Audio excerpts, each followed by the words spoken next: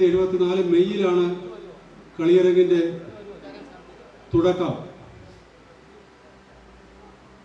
അതാണ് നമ്മൾ ജനുവരി മുതൽ ആഘോഷ പരിപാടികൾ ആരംഭിച്ചെങ്കിലും മെയ് മാസത്തിന് നമ്മൾ കൂടുതൽ പ്രാധാന്യം നൽകി 3 ദിവസത്തെ പരിപാടിയായിട്ടാണ് മെയ് മാസത്തിൽ സംഘടിപ്പിച്ചിരിക്കുന്നത്.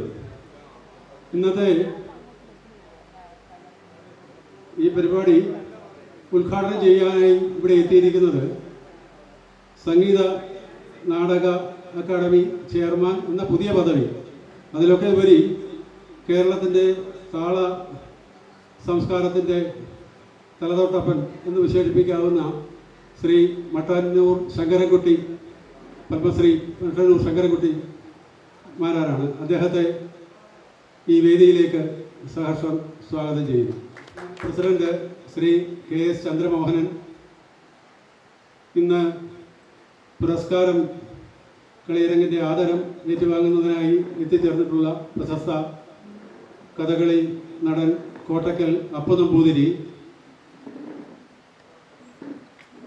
ശ്രീ വല്ലഭവിലാസം കഥകളി യോഗം സെക്രട്ടറി ശ്രീ തിരുവല്ല രാധാകൃഷ്ണൻ, അദ്ദേഹം എത്തിച്ചേർന്നുകൊണ്ടിരിക്കുന്നു.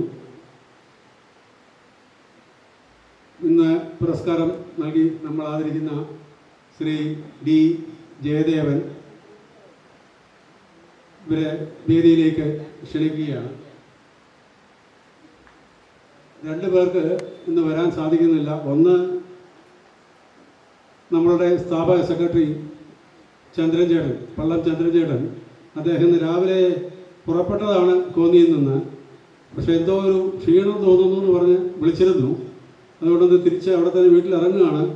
സുഖം തോന്നുകയാണെങ്കിൽ ഉച്ചയ്ക്ക് മുമ്പായിട്ട് വരാം, പൊതുയോഗത്തിൽ പങ്കെടുക്കാം എന്ന് പറഞ്ഞിട്ടുണ്ട്. അദ്ദേഹത്തിന് പൊതുയോഗത്തിനെങ്കിലും പ്രതീക്ഷിക്കുന്നു. അദ്ദേഹത്തിനും ഔപചാരികമായ ഒരു സ്വാഗതം ആശംസിക്കുകയാണ്. പിന്നെന്നുള്ളത് മനോജ് കൃഷ്ണ.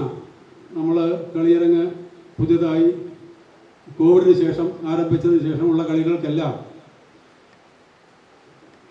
പല പ്രകാരത്തിലും നേതൃത്വം നൽകുന്ന, പ്രത്യേകിച്ച് ആ പവർ പോയിന്റ് പ്രസൻറ്റേഷൻ സ്റ്റേജിൽ അരങ്ങിൽ അത് എഴുതി കാണിക്കുന്നതിന് മുൻകൈ എടുക്കുന്ന മനോജ് കൃഷ്ണ, അദ്ദേഹത്തിന് ഇന്ന് വരാൻ അസൗകര്യമുണ്ട്. അദ്ദേഹത്തിന് വീട്ടിൽ ചില അസൗകര്യങ്ങൾ. അപ്പോൾ അങ്ങനെ എല്ലാവരും വേദിയിലേക്ക് സ്വാഗതം ചെയ്യുകയാണ്. മട്ടന്നൂർ ശങ്കരൻകുട്ടി, അദ്ദേഹം വന്നപ്പോഴേ ചോദിച്ചു കൊട്ടണമെന്ന് ചോദിച്ചു. കാരണം അദ്ദേഹത്തെ നമ്മളെപ്പോലുള്ളവരുടെ വേദികളിൽ കൊട്ടാനാണ് വിളിക്കാറുള്ളത്. പക്ഷേ ഇപ്പോൾ അടുത്ത കാലത്തായിട്ട് അദ്ദേഹം പകൽ സമയത്ത് മിക്കവാറും ഇതുപോലെയുള്ള മീറ്റിങ്ങുകളിലും ഇതിലൊക്കെ അധ്യക്ഷനായും ഉദ്ഘാടകനായും പോയി നല്ല പരിചയമായതുകൊണ്ട് അല്ലാത്ത വേദികളും അദ്ദേഹത്തിന് അന്യമല്ല. കളിയരങ്ങിൻ്റെ വേദിയിൽ അതാണ് അദ്ദേഹം ഇപ്പോൾ ചോദിച്ചത്. പണ്ട് കളിയരങ്ങിൽ ക്ഷണിച്ചിട്ടുണ്ടോ, വന്നിട്ടുണ്ടോ എന്ന് അദ്ദേഹത്തിന് തന്നെ ഒരു സംശയം. പക്ഷെ അദ്ദേഹം തന്നെ ഒരിക്കൽ പറഞ്ഞു, 19 വർഷങ്ങൾക്ക് മുമ്പ് തിരുനക്കര ക്ഷേത്രത്തിൽ ഒരു കഥകളിക്ക് ചന്ദ്രൻ ചേട്ടൻ ഇടപാട് ചെയ്തപ്പോൾ അന്ന് അദ്ദേഹത്തിൻ്റെ ആശാൻ സദനം വാസുദേവൻ ആശാൻ്റെ കൂടെ അദ്ദേഹം വന്നിരുന്നു. ആ ഓർമ്മ ഇപ്പോൾ പങ്കുവെക്കുകയായിരുന്നു. അതിനുശേഷം പലപ്പോഴും അദ്ദേഹം കോട്ടയത്ത് എത്തിയിട്ടുണ്ട്. അതൊക്കെ തായമ്പയ്ക്കോ മേളത്തിനോ ഒക്കെ കോട്ടയത്ത് പരിസര പ്രദേശങ്ങളിലും എല്ലാം സ്ഥിരമായി വന്നുകൊണ്ടിരിക്കുന്നതാണ്.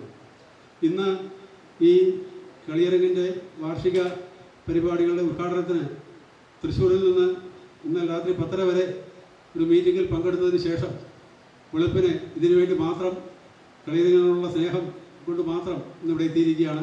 അദ്ദേഹത്തെ കളിയരങ്ങിൻ്റെ പേരിൽ ഹാർദവമായി സ്വാഗതം ചെയ്യുന്നു. ഇന്ന് ഇവിടെ മുഖ്യ പ്രഭാഷണം നടത്തുന്നത് ഡോക്ടർ PV വിശ്വനാഥൻ നമ്പൂതിരി സാറാണ്. നമ്പൂതിരി സാറ് ഈ സ്വാമിയാർ മഠത്തിൻ്റെ വേദിയിൽ വെച്ച് അദ്ദേഹത്തെ സ്വാഗതം ചെയ്യുന്നത് ഒട്ടും ഉചിതമല്ല എന്നറിയാം. കാരണം ഇവിടെ അദ്ദേഹത്തിൻ്റെ ശിഷ്യന്മാരല്ലാത്തവരാരും തന്നെ ഈ വേദിയിലോ സദസ്സിലോ ഈ പരിസരങ്ങളിലോ ഇല്ല. ബസാലിസ് കോളേജിൽ നിന്ന് സംസ്കൃത അധ്യാപകനായി റിട്ടയർ ചെയ്തതിന് ശേഷവും അതിന് മുൻപും കോട്ടയത്തും പരിസര പ്രദേശങ്ങളിലും സംസ്കൃതത്തിൻ്റെയും മറ്റ് ആധ്യാത്മിക ക്ലാസ്സുകളുമൊക്കെ സംഘടിപ്പിക്കുന്നതിൽ, അത് ഒരു നിഷ്കാമ കർമ്മം പോലെ നടത്തിക്കൊണ്ട് പോകുന്നതിൽ ബദ്ധശ്രദ്ധനായിരിക്കുന്ന വിശ്വനാഥൻ നമ്പൂതിരി സാറ് നമ്മളുടെ കളിയരങ്ങിൻ്റെ തുടക്കകാലം മുതൽ തന്നെ ഉള്ള ബന്ധുവാണ്, ഉപദേശകനാണ്. സാറിൻ്റെ നമ്മളുടെ കമ്മിറ്റി മെമ്പറാണ്. എല്ലാ കാര്യങ്ങളും നമുക്ക് വേണ്ട ഉപദേശങ്ങൾ നൽകുന്ന സാറ് ഇന്ന് ഇവിടെ ആമുഖ പ്രഭാഷണം നടത്തുന്നതിനായി എത്തിച്ചേർന്നിട്ടുണ്ട്. സാറിനെ ബഹുമാനപൂർവ്വം കളിയരങ്ങിന് വേണ്ടി സ്വാഗതം ചെയ്യുന്നു. ഇന്ന് നമ്മൾ പുരസ്കാരം നൽകി ആദരിക്കുന്ന കോട്ടയ്ക്കൽ അപ്പു നമ്പൂതിരി. പലരും ഇപ്പോഴും ആദ്യകാലത്തെ കലാകാരന്മാരെ ഇപ്പോഴും ജീവിച്ചിരിപ്പുണ്ട്, കോട്ടയം പരിസരങ്ങളിലുമുണ്ട്. നമ്മൾ അപ്പു നമ്പൂതിരിയെ മാത്രം വിളിച്ച് ആദരിക്കുന്നതിന് പ്രത്യേക കാരണമുണ്ട്. ചന്ദ്രചേട്ടൻ എപ്പോൾ പറഞ്ഞാലും പറയും, ആദ്യകാലത്ത് ഇത് തുടങ്ങിയപ്പോൾ എൻ്റെ കൂടെ നിന്നത് അപ്പു നമ്പൂതിരിയും മാങ്ങാനം രാമപുഷാരുടെയും ആണെന്ന്.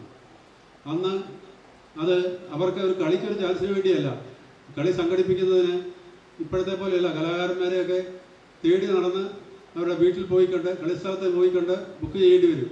അതിനെല്ലാം ചന്ദ്രചേട്ടന് ഇടതും വലുതുമായി നിന്നത് മാങ്ങാനം രാമപുഷാരുടെയും കോട്ടയ്ക്കൽ അപ്പു നമ്പൂതിരിയുമാണ്. അതാണ് ഇദ്ദേഹം ഇന്ന് മാങ്ങാനം രാമപുഷാരുടെയും ഇന്ന് ജീവിച്ചിരിപ്പില്ല. അപ്പു നമ്പൂതിരിയെ ആദരിക്കുന്നതിന് നമ്മൾ തീരുമാനിച്ചതിൻ്റെ പ്രധാന കാരണം അതാണ്. അദ്ദേഹം ഇപ്പോഴും വേഷം കിട്ടുന്നുണ്ട്, ചെറിയ വേഷങ്ങളൊക്കെ. ഒരു കാലത്ത് കളിയരങ്ങിൽ അദ്ദേഹത്തിൻ്റെ വേഷമില്ലാത്ത പരിപാടികളെ ഉണ്ടായിരുന്നില്ല. അങ്ങനെ കളിയരങ്ങിനോട് ആദ്യകാലം മുതൽ സഹകരിച്ചു വരുന്ന ശ്രീ അപ്പു നമ്പൂതിരിക്ക് കളിയരങ്ങിൻ്റെ പേരിൽ സ്വാഗതം ചെയ്യുകയാണ്.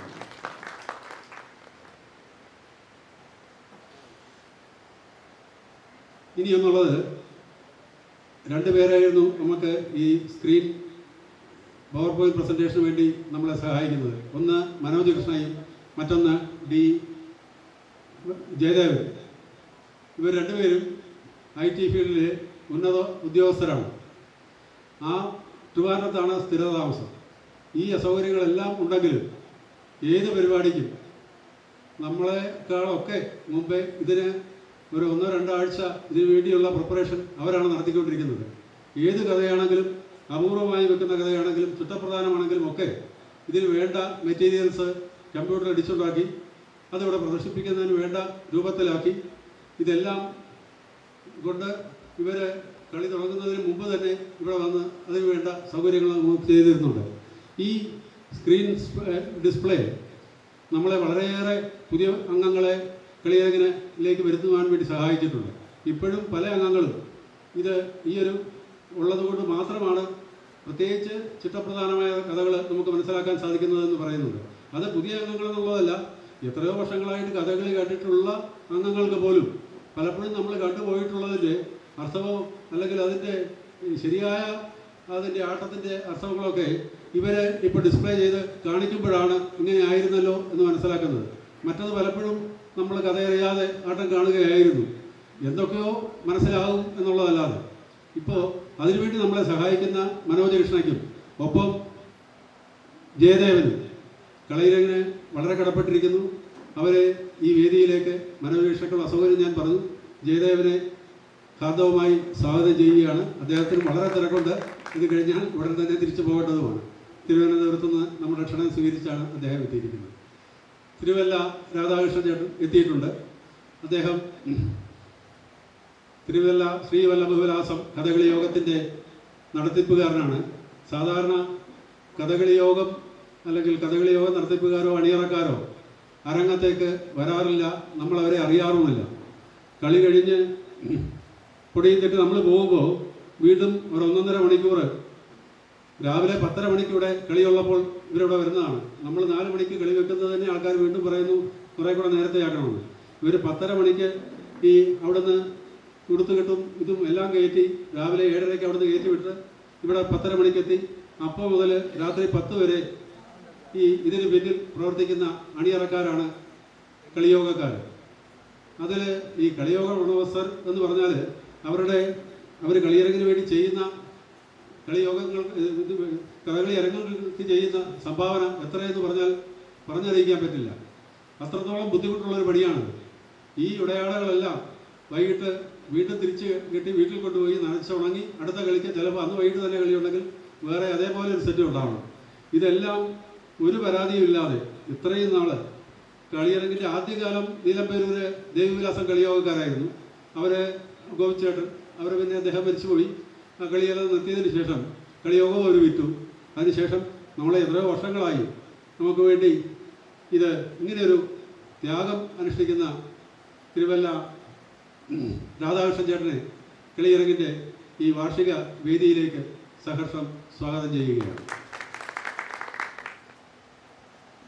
ഇനി എന്നുള്ളത് കളിയിറങ്ങിൻ്റെ പ്രസിഡൻ്റാണ്. ഔപചാരികമായി അദ്ദേഹത്തിനും കളിയിറങ്ങിൻ്റെ നടത്തിപ്പിൽ നമ്മളോടെല്ലാം ഒപ്പം നിൽക്കുന്ന KS ചന്ദ്രമോഹൻ സാറ് അദ്ദേഹത്തെയും സ്വാഗതം ചെയ്തുകൊണ്ട് ഞാൻ വിരമിക്കട്ടെ. കോട്ടയം കളിയരങ്ങിൻ്റെ 50ാം വാർഷിക സമ്മേളനം ഉദ്ഘാടനം ചെയ്യാൻ എത്തിയിട്ടുള്ള ലോകപ്രശസ്ത മേള കലാകാരൻ പത്മശ്രീ ശ്രീ ഏറ്റവും ആദരണീയനായ മട്ടന്നൂർ ശങ്കരൻകുട്ടിമാരാർ അവർ ഈ സമ്മേളനത്തിൽ മുഖ്യപ്രഭാഷണം നടത്തുന്ന ആത്മീയ പ്രഭാഷകനും പ്രശസ്ത സംസ്കൃത പണ്ഡിതനും കളിയരങ്ങിൻ്റെ സഹകാരിയുമായ ഡോക്ടർ വിശ്വനാഥൻ നമ്പൂരി സാർ, വേദിയിൽ ഉപവിഷ്ടരായിരിക്കുന്ന പ്രശസ്ത കഥകളി നടൻ കോട്ടക്കൽ അപ്പു നമ്പൂതിരി, അതുപോലെ തന്നെ SVV കഥകളി യോഗത്തിൻ്റെ മാനേജർ ശ്രീ തിരുവല്ല രാധാകൃഷ്ണൻ അവർ, കളിയരങ്ങിൻ്റെ ഒരു സഹകാരി കൂടിയായ ജയദേവ്, വേദിയിൽ സന്നിഹിതരായിട്ടുള്ള പ്രമുഖ വ്യക്തിത്വങ്ങളെ, കോട്ടയം കളിയരങ്ങ് അതിൻ്റെ 50ാം വാർഷികം ആഘോഷിക്കുന്നതിൻ്റെ നിർവഹണം, പ്രശസ്തി ആർജിച്ച കഥകളി, അതിൻ്റെ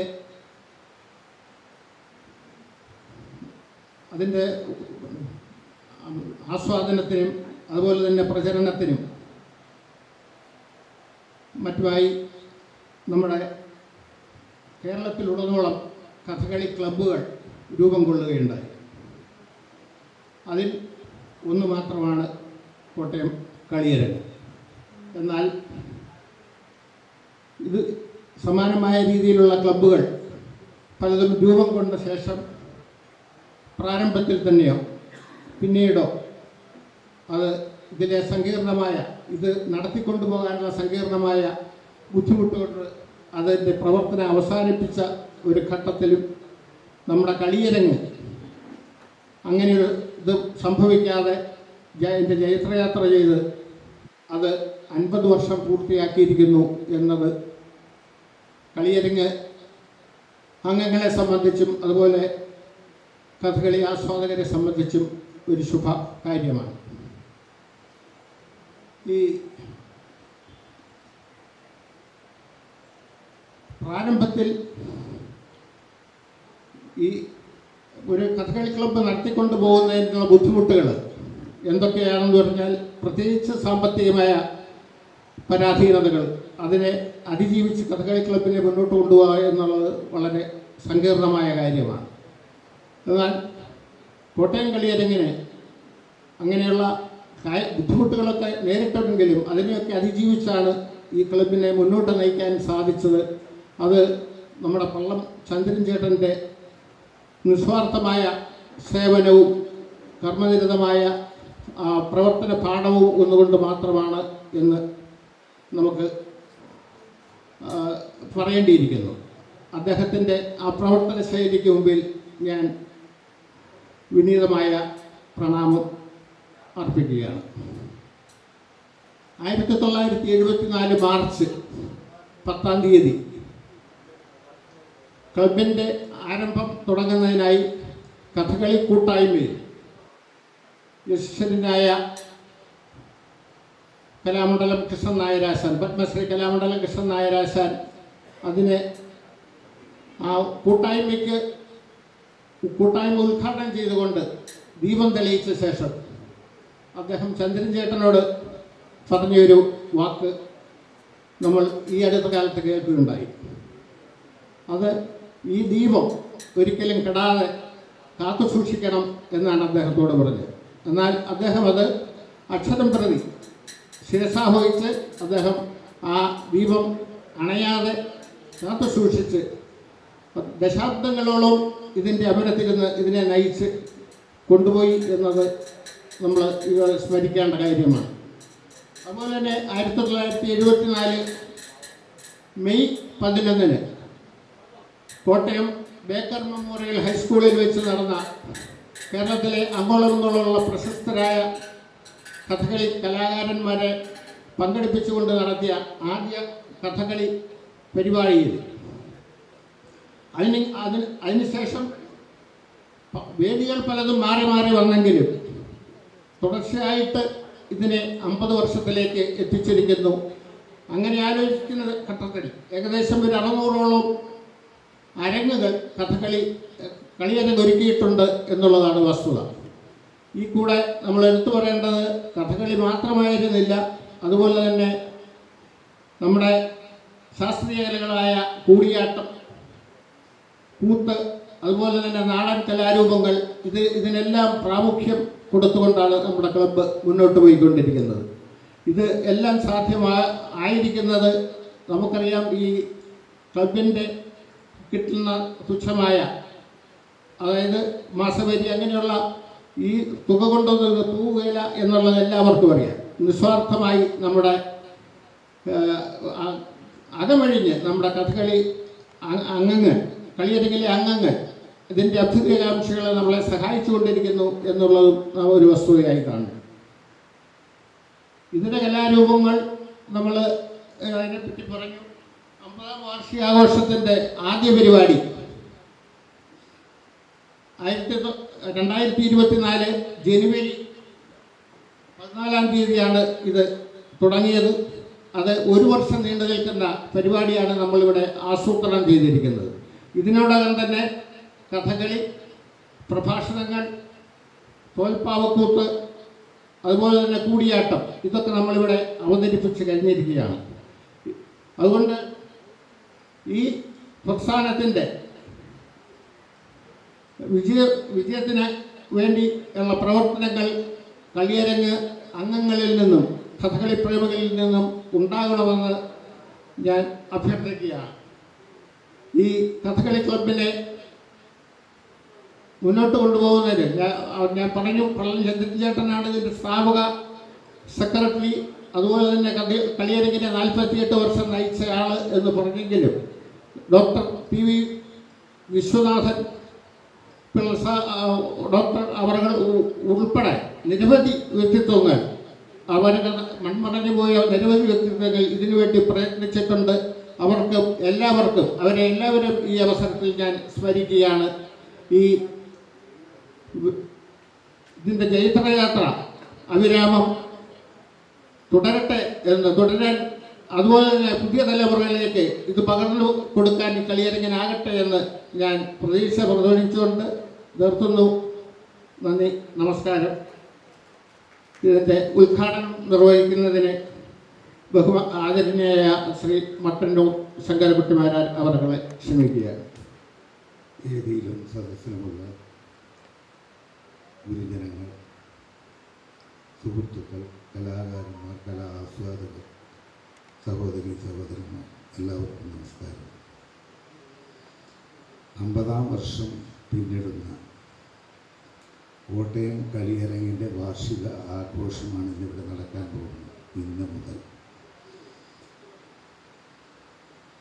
ഒരുപക്ഷെ ഈ കഥകളി അരങ്ങിൻ്റെ അല്ലെങ്കിൽ ഈ കളിയരങ്ങിൻ്റെ 50ാം വാർഷികം ഉദ്ഘാടകനായി ഞാൻ എങ്ങനെയാണ് ഇവിടെ എത്തിയത് എന്ന് ഞാൻ സ്വയം ആലോചിക്കുകയാണ്. പല ആൾക്കാർക്കും കഥകളിയുമായിട്ട് എന്താണ് മട്ടന്നൂർ ശങ്കരൻകുട്ടിയുടെ ബന്ധം എന്ന് അന്വേഷിച്ചാൽ കൃത്യമായിട്ടുള്ളൊരു ഉത്തരം എനിക്ക് തരാനുണ്ട്.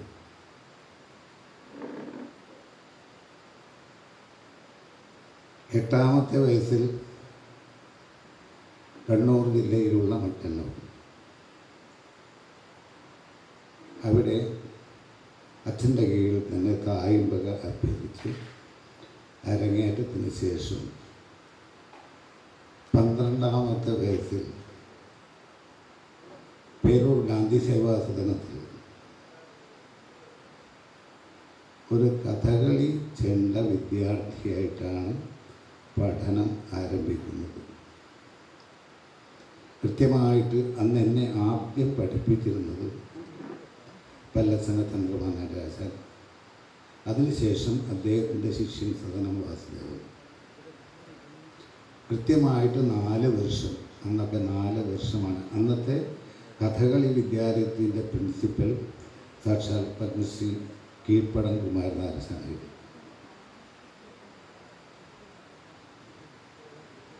4 വർഷം കഴിഞ്ഞ് തിരിച്ച് മട്ടന്നൂരിലേക്ക് പോയാൽ ധാരാളം കഥകളികൾ നടക്കാത്ത വടകേ മലബാർ.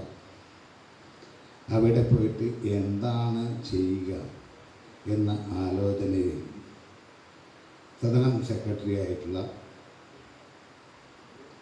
കെ കുമാരൻ അദ്ദേഹത്തോട് വീണ്ടും അപേക്ഷിച്ച് 2 വർഷം കൂടി അവിടെ കഥകളി വിദ്യാലയത്തിൽ ചൊല്ലിയാട്ടത്തിന് കൊട്ടാനുള്ള അനുമതിയോട് അങ്ങനെ 2 വർഷം വീണ്ടും അവിടെ തന്നെ നിന്നു. നമുക്ക് ഇവിടെ സൂചിപ്പിച്ചു, കളിയരങ്ങൻ്റെ ആദ്യത്തെ തിരികൊളുത്തിയത് ഒരു വടക്കേ മലബാറുകാരനായിരുന്നു.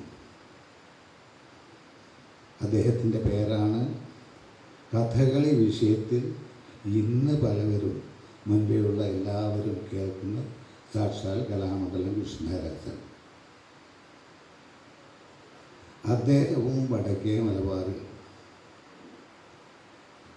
ചന്തപ്പണിക്കരാശാൻ്റെ കീഴിൽ കഥകളി അഭ്യസിച്ച് പിന്നീട് കലാമണ്ഡലത്തിൽ വന്ന് ഇന്ന് കഥകളിക്ക് ഒരു പുതുജീവൻ നൽകി വിശ്വപ്രസിദ്ധി ആർജിക്കുന്നതിൽ പ്രധാന പങ്ക് വഹിച്ചത് അദ്ദേഹമാണ്. ഈ കളിയരങ്ങിൻ്റെ ദീപം കൊളുത്തിയിരുന്നത്. ഒരു പക്ഷേ അതിൻ്റെ പിന്നിൽ 50ാം വാർഷികം ഉദ്ഘാടനം ചെയ്യാനും ഒരു വടക്കേ മലബാറുകാരൻ ആയിക്കോട്ടെ എന്നായിരിക്കാം ഒരു പ്രിയ സുഹൃത്ത് സുരേഷ് അതും കൂടി കണക്കിലെടുത്തിട്ടാണോ എന്നെ ഇവിടെ ക്ഷണിച്ചതെന്ന് അറിയില്ല. എങ്കിലും അതിൽ വളരെ സന്തോഷം. പിന്നീട് കഥകളി ചെണ്ടയുമായിട്ട് കുറച്ച് മുമ്പേ ഇവിടെ സൂചിപ്പിച്ചു, ലോകം മുഴുവൻ കൃത്യമായ മേളപ്രമാണിയിലെ വാദ്യപ്രമാണി എന്നൊക്കെ പറയുന്നതിന് മുമ്പേ അതെന്താണോ അതവിടെ ഇരിക്കട്ടെ. കഥകളി ചെണ്ട മാത്രമായിട്ട് നിരവധി വർഷങ്ങൾ വേദിയിൽ പങ്കെടുത്തിട്ടുമുണ്ട്. കഥകളി എന്ന വിഷയം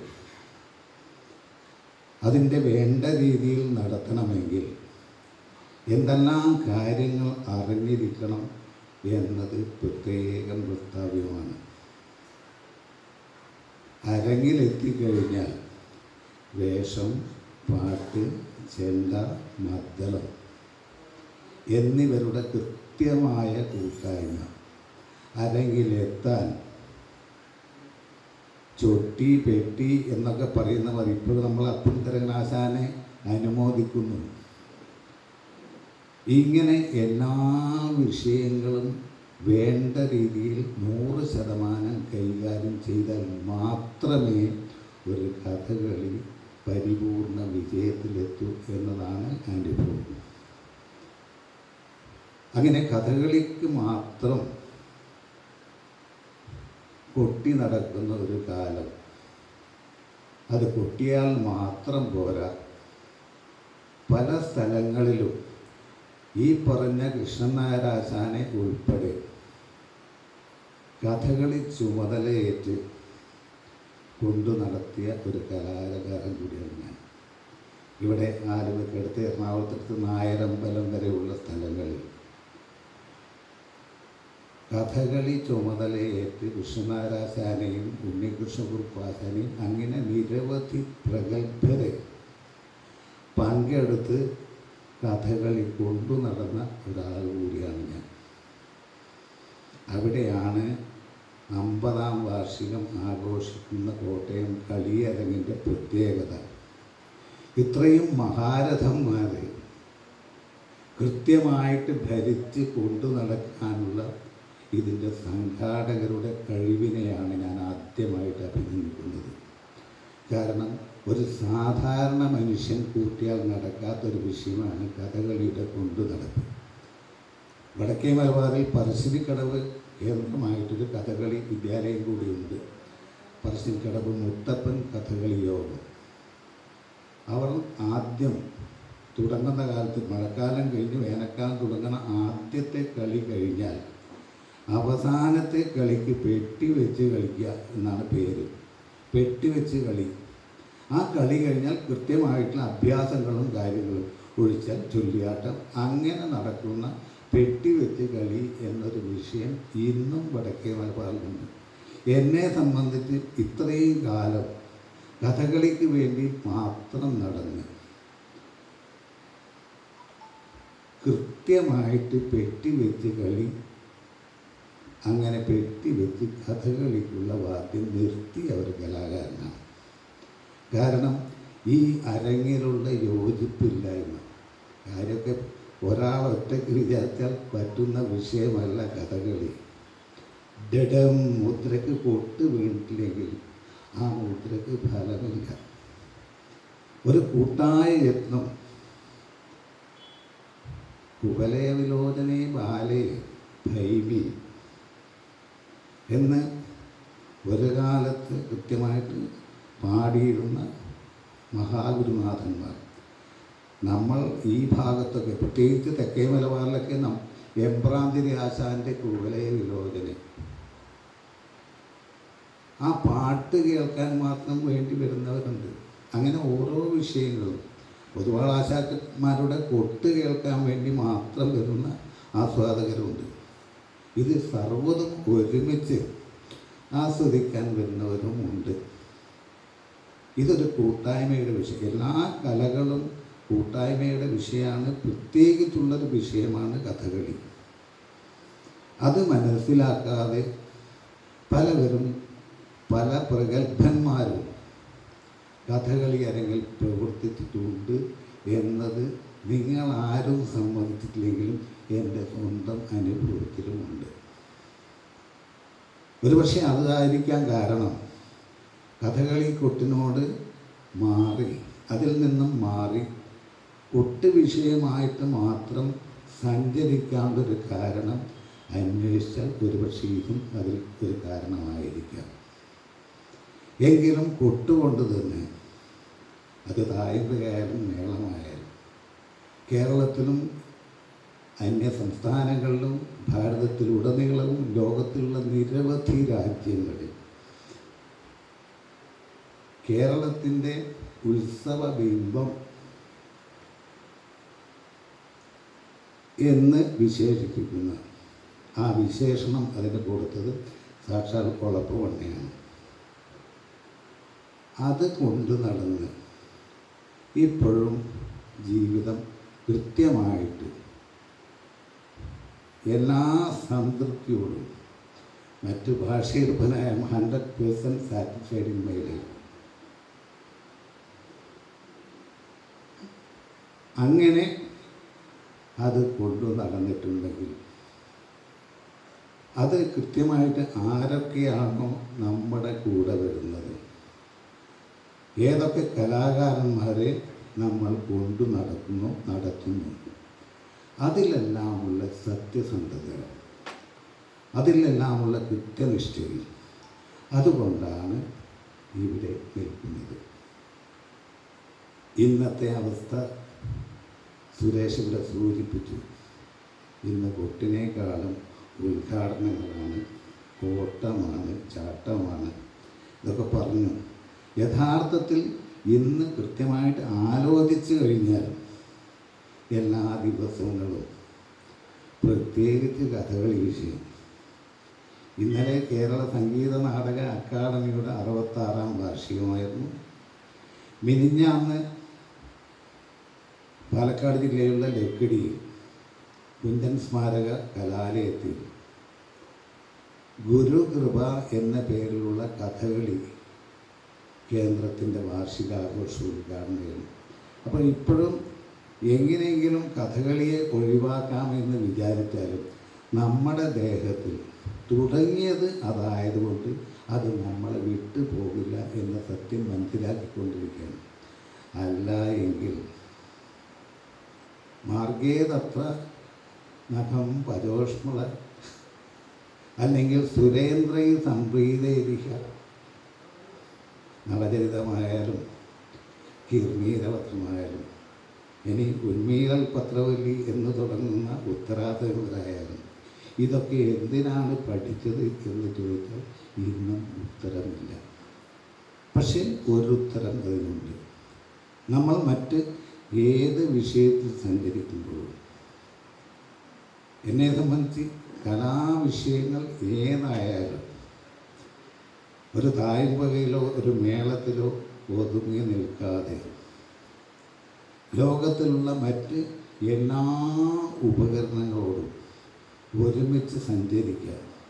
ഇല്ലെങ്കിൽ എന്നെ കൊണ്ട് നടത്താൻ മഹാരഥന്മാരായിട്ടുള്ള കലാകാരന്മാർ, മൃദംഗമാണെങ്കിൽ സാക്ഷാൽ പുണ്യാളപുരം ശിവരാം സാർ, നമ്മളെ വിട്ടുപോയ കാരക്കുടി മണി സാർ തുടങ്ങി, ഡ്രംസിലാണെങ്കിൽ ശിവമണി, വയലിലായ നമ്മളെ വിട്ടുപോയിരുന്ന ബാലഭാസ്കർ, അതോടൊപ്പം ലോകപ്രശസ്തനായ സക്കീർ ഹുസൈൻ സാർ, ഇവരുടെ കൂടെയെല്ലാം നമ്മുടെ ഉപകരണം കൊണ്ടു നടക്കാൻ സാധിച്ചിട്ടുണ്ടെങ്കിൽ ഒരു അന്വേഷണ മനസ്സ് എന്നിലുണ്ട് എന്നാണ് എനിക്ക് തോന്നുന്നത്. ഒരു പക്ഷേ രക്ഷിതാക്കൾ കൃത്യമായി ഈ പേരിടാൻ കാരണം എൻ്റെ പേര് മട്ടന്നൂർ ശങ്കരൻ കുട്ടി എന്നാണ്. കുട്ടിയായതുകൊണ്ട് എപ്പോഴും പഠനം വിഷയമാണ്. വലുതായാൽ മാത്രമേ അതല്ലാണ്ടാവുള്ളൂ. നമ്മൾ വലുതായി എന്ന് തോന്നിയാൽ പിന്നെ പഠനം നിലക്കും. അതുകൊണ്ട് എനിക്ക് ആദ്യം തന്നെ ആ പേര് കിട്ടിയതുകൊണ്ട് ഇപ്പോഴും കൃത്യമായിട്ട് പഠിക്കുകയാണ് എങ്ങനെയാണ് മുദ്ര തുടങ്ങുന്നത്. പ്രത്യേകിച്ച് ഇന്ന് കഥകളി വിഷയത്തിൽ ഒരു കാലത്ത് ചെണ്ട നന്നായിട്ട് കൈകാര്യം ചെയ്യുന്നു. പക്ഷെ ചെണ്ടയ്ക്ക് കൃത്യമായിട്ട് എങ്ങനെ മുദ്രക്ക് കൂടണം, ഇല്ലെങ്കിൽ എങ്ങനെ കലാശങ്ങൾക്ക് കൂടണം എന്ന ഒരു വിഷയത്തെക്കുറിച്ച് 3 ദിവസം, ഇപ്പം ഞാനിപ്പോൾ വെള്ളിരൈ ഒളപ്പമണ്ണ മനയുടെ സമീപമാണ് കഴിഞ്ഞ 35 വർഷമായിട്ട് താമസിക്കുന്നത്.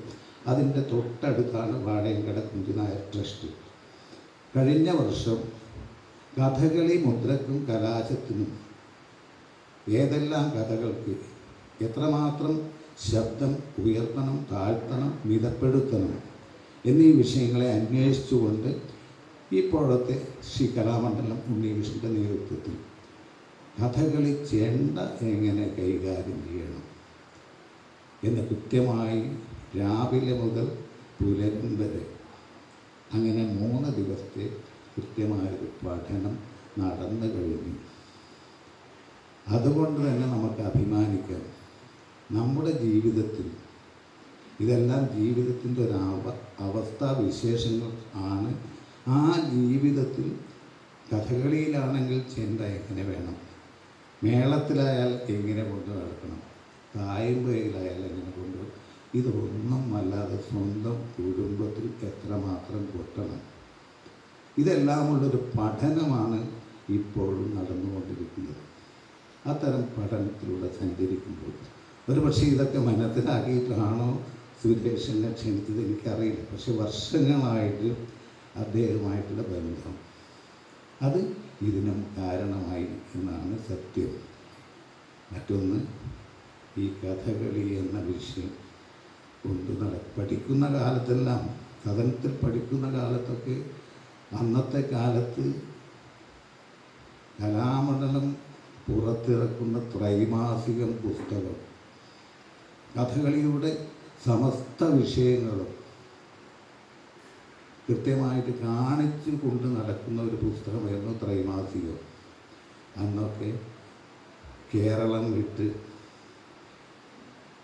അങ്ങ് നമ്മുടെ തലസ്ഥാനത്ത്, ഭാരതത്തിൻ്റെ തലസ്ഥാനത്ത് ഇന്ദ്രപ്രസ്ഥത്തിൽ ഇൻ്റർനാഷണൽ സെൻറ്റർ ഫോർ കഥകളി എന്ന സ്ഥലത്ത് അവിടുത്തെ വലിയ അധ്യാപകനായി ഞാൻ അദ്ദേഹത്തെ കണ്ടില്ല. മാമ്പുഴ മാധവപ്പണിക്കർ അങ്ങനെ തുടങ്ങി അവസാന കാലം അവിടുത്തെ പ്രിൻസിപ്പാളായിട്ട് റിട്ടയർ ഒരു ചെണ്ടക്കാരനായിരുന്നു. അദ്ദേഹം ഒരു 2 വർഷമേ ആയിട്ടുള്ളൂ റിട്ടയർ ചെയ്തു. അദ്ദേഹത്തിൻ്റെ പേരാണ് ചെറുതാഴം കുഞ്ഞിരാമാരാ. അപ്പോൾ ചെണ്ടക്കാർക്കും കൃത്യമായ പ്രസക്തിയും പ്രശസ്തിയും അവിടെയും ഉണ്ട് എന്ന കാര്യം ഒന്നുകൂടി അടിവരയിട്ട് പറയുകയാണ്. എന്തായാലും ഈ കൂട്ടായ്മയിലൂടെ, കഥകളിയിലുള്ള കൂട്ടായ്മ അത് എത്രമാത്രം ഉണ്ട്, എത്രമാത്രം ഉണ്ടാവണം എന്ന് കാണിച്ചു കൊടുത്തുകൊണ്ട് 50 വർഷം പിന്നിട്ടിട്ടുള്ള കോട്ടയം കളിയരങ്ങിൻ്റെ 50-ാം വാർഷികം. ഒരുപാട് വിഷയങ്ങൾ സംസാരിക്കാനുണ്ട്. അത് തുടങ്ങിക്കഴിഞ്ഞാൽ അത് നിർത്താത്തൊരവസ്ഥയാണ്. ഏതായാലും എന്നെ ഈ വിഷയത്തിൽ ക്ഷണിച്ചതിലുള്ള സന്തോഷം അത് ആദ്യം തന്നെ രേഖപ്പെടുത്തുകയാണ്. വളരെ സന്തോഷപൂർവ്വം ഇത്രയും പ്രയത്നങ്ങളും ഇല്ലെങ്കിൽ ഒരുപാട് വിഷമങ്ങളും സുഖങ്ങളും ദുഃഖങ്ങളും അനുഭവിച്ച് 50-ാം വർഷത്തിലേക്ക് എത്തിച്ച ഇതിലെ സംഘാടകരെ അനുമോദിച്ചുകൊണ്ട് ഈ 50-ാം വർഷം ഈ സമ്മേളനത്തിൻ്റെ 4 ദിവസമായിട്ട് ഇവിടെ നടക്കുന്ന പരിപാടികളുടെ ഉദ്ഘാടനം മനസ്സ് നിറഞ്ഞ സന്തോഷത്തോടുകൂടി അതിൻ്റെ ഉദ്ഘാടനം നിർവഹിച്ചിരിക്കുന്നു. എല്ലാവർക്കും നന്മകൾ നേരുന്നു. ഏറെ നന്ദി. ആദരണീയനായ ശ്രീ മട്ടന്നൂർ ശങ്കരക്കുട്ടി മാരാർ. അടുത്തത് ആമുഖ പ്രഭാഷണമാണ്. ആമുഖ പ്രഭാഷണം നടത്തുന്നതിന് വേണ്ടി ആദരണീയനായ doctor P V. Viswanathan Namboori sir അവരെ ക്ഷണിച്ചുകൊള്ളുന്നു. കളിയരങ്ങിൻ്റെ 50-ാമത് വാർഷികം ഒരു സുവർണ തേജസ്സോടെ തൃക്കൈക്കാട്ട സ്വാമിയാർ മഠത്തിൻ്റെ തിരുവരങ്ങിൽ ആരംഭിച്ചു കഴിഞ്ഞിരിക്കുകയാണ്. അതിൻ്റെ ആരംഭം കുറിച്ച ശ്രീ പത്മശ്രീ മട്ടന്നൂർ ശങ്കരൻകുട്ടി അവർ, കളിയരങ്ങിൻ്റെ അധ്യക്ഷൻ കെ.എഫ്. ചന്ദ്രമോഹൻ സാർ, ഇന്ന് ആദരിക്കുന്ന കൊട്ടക്കിടപ്പ് നമ്പൂതിരി തിരുവല്ല രാധാകൃഷ്ണൻ, അതേപോലെ ഡി ജയദേവൻ, സദസ്സിലും വേദിയിലും ഉപവിഷ്ടരായിരിക്കുന്ന എല്ലാ സജ്ജനങ്ങൾക്കും വിനീതമായ പ്രണാമം. ഏറ്റവും അധികം ആഹ്ലാദകരമായ ഒരു സുദിനമാണ് കളിയരങ്ങിൻ്റെ ഈ 50-ാമത് വാർഷികത്തിൽ പങ്കെടുക്കുക എന്നുള്ളത്. കാരണം കളിയരങ്ങ് സ്ഥാപിച്ചു കുറേ 10-12 വർഷത്തിന് ശേഷമാണ് ഞാൻ കോട്ടയത്ത് എത്തുന്നത്. അന്നു മുതൽ കളിയരങ്ങുമായിട്ട് എപ്പോഴും ബന്ധപ്പെടാറുണ്ട്. ഒന്നുമില്ല, കഥകളി കാണുക, അത്ര മാത്രമേ ഉള്ളൂ. പക്ഷേ ഇടയ്ക്കിടയ്ക്ക് എല്ലാ കമ്മിറ്റി അംഗങ്ങളാക്കി ഇരിക്കുകയും ഒക്കെ പലപ്പോഴും നിർവഹിച്ചിട്ടുണ്ട്. പക്ഷെ എന്നിട്ടും ആ കളിയരങ്ങിൻ്റെ പ്രൗഢി അല്പം പോലും നഷ്ടപ്പെടുത്താതെ ഇക്കാലം അത്രയും അനുസ്യൂതമായി വളർന്ന് വികസിച്ചു വരാൻ ഈ കളിയരങ്ങിന് സാധിച്ചു എന്നുള്ളത് നമ്മുടെ ഈ കലയുടെ ഒരു ഭാഗ്യമാണ്.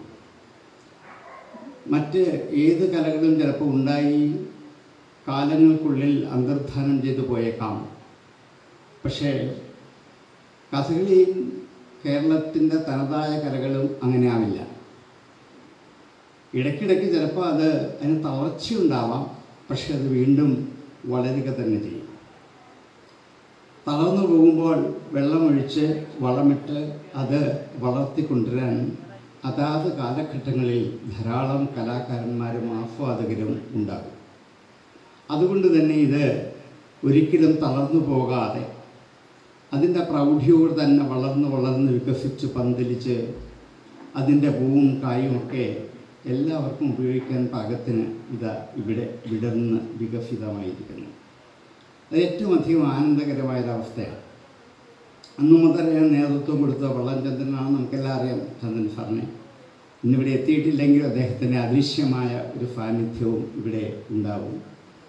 കാരണം ഇത്രയും വർഷക്കാലം ഈ കളിയരങ്ങിന് ഒരു ധാരാളം കഷ്ടപ്പാടുകൾ സഹിച്ചാണെങ്കിൽ പോലും അധികം തളർന്നു പോകാതെ പിടിച്ചു കയറ്റി ധാരാളം കഥകളിയും അനുബന്ധമായ കലകളും അവതരിപ്പിച്ച് ഈ കോട്ടയത്തെ എന്നല്ല കേരളത്തെ തന്നെ സുസജ്ജമാക്കി മാറ്റിയ ആ പള്ളംചന്ദ്രൻ്റെ അനുസ്യൂതമായ പ്രവർത്തനം എത്ര അഭിനന്ദിച്ചാലും മതിയാകില്ല. അദ്ദേഹത്തിന് ഈ സഭയുടെ എല്ലാവിധ അനുമോദനങ്ങളും അർപ്പിക്കുകയാണ്. അതോടൊപ്പം തന്നെ അങ്ങനെ ആയിട്ടും അത് അദ്ദേഹത്തിൻ്റെ വാർദ്ധക്യകാലത്തിലെ വിഷമം എത്രയുണ്ടെങ്കിലും കഥകളിൽ നിന്ന് കേട്ടാൽ അതൊക്കെ മറക്കും, ഓടിയെത്തും. അങ്ങനെയാണ്. പക്ഷെ ആ ഒരു സന്ദർഭത്തിൽ നമുക്ക് സുരേഷ് ബാബുവിനെ കിട്ടിയതും ഏറ്റവും വലിയൊരു അനുഗ്രഹമായി. കാരണം അദ്ദേഹത്തെ അപേക്ഷിച്ച് യുവാവാണ് എങ്കിലും ആ സഹജമായ കഴിവുകൊണ്ട് ഈ കളിയരങ്ങിനെ സ്വാമിയാർ മഠത്തിലേക്ക് മാറ്റി അതിന് വിപുലമായ സാധ്യതകളിലേക്ക് എത്തി ആഗ്രഹിക്കുന്ന ആയിരക്കണക്കിന് സജ്ജനങ്ങളെ അതിൽ പങ്കെടുപ്പിക്കാൻ എപ്പോഴും സദാസമയം പ്രവർത്തന നിരതനായി ഈ കളിയരങ്ങിൻ്റെ ചുക്കാൻ പിടിക്കുന്ന സുരേഷ് ബാബുവും അതുപോലെ ചന്ദ്രമോഹൻ സാറും ഇതൊക്കെ ഇതിലേക്ക് കടന്നു വന്നപ്പോൾ നേരത്തേനേക്കാൾ കുറച്ചുകൂടി അത് ഊർജ്ജസ്വലമായി.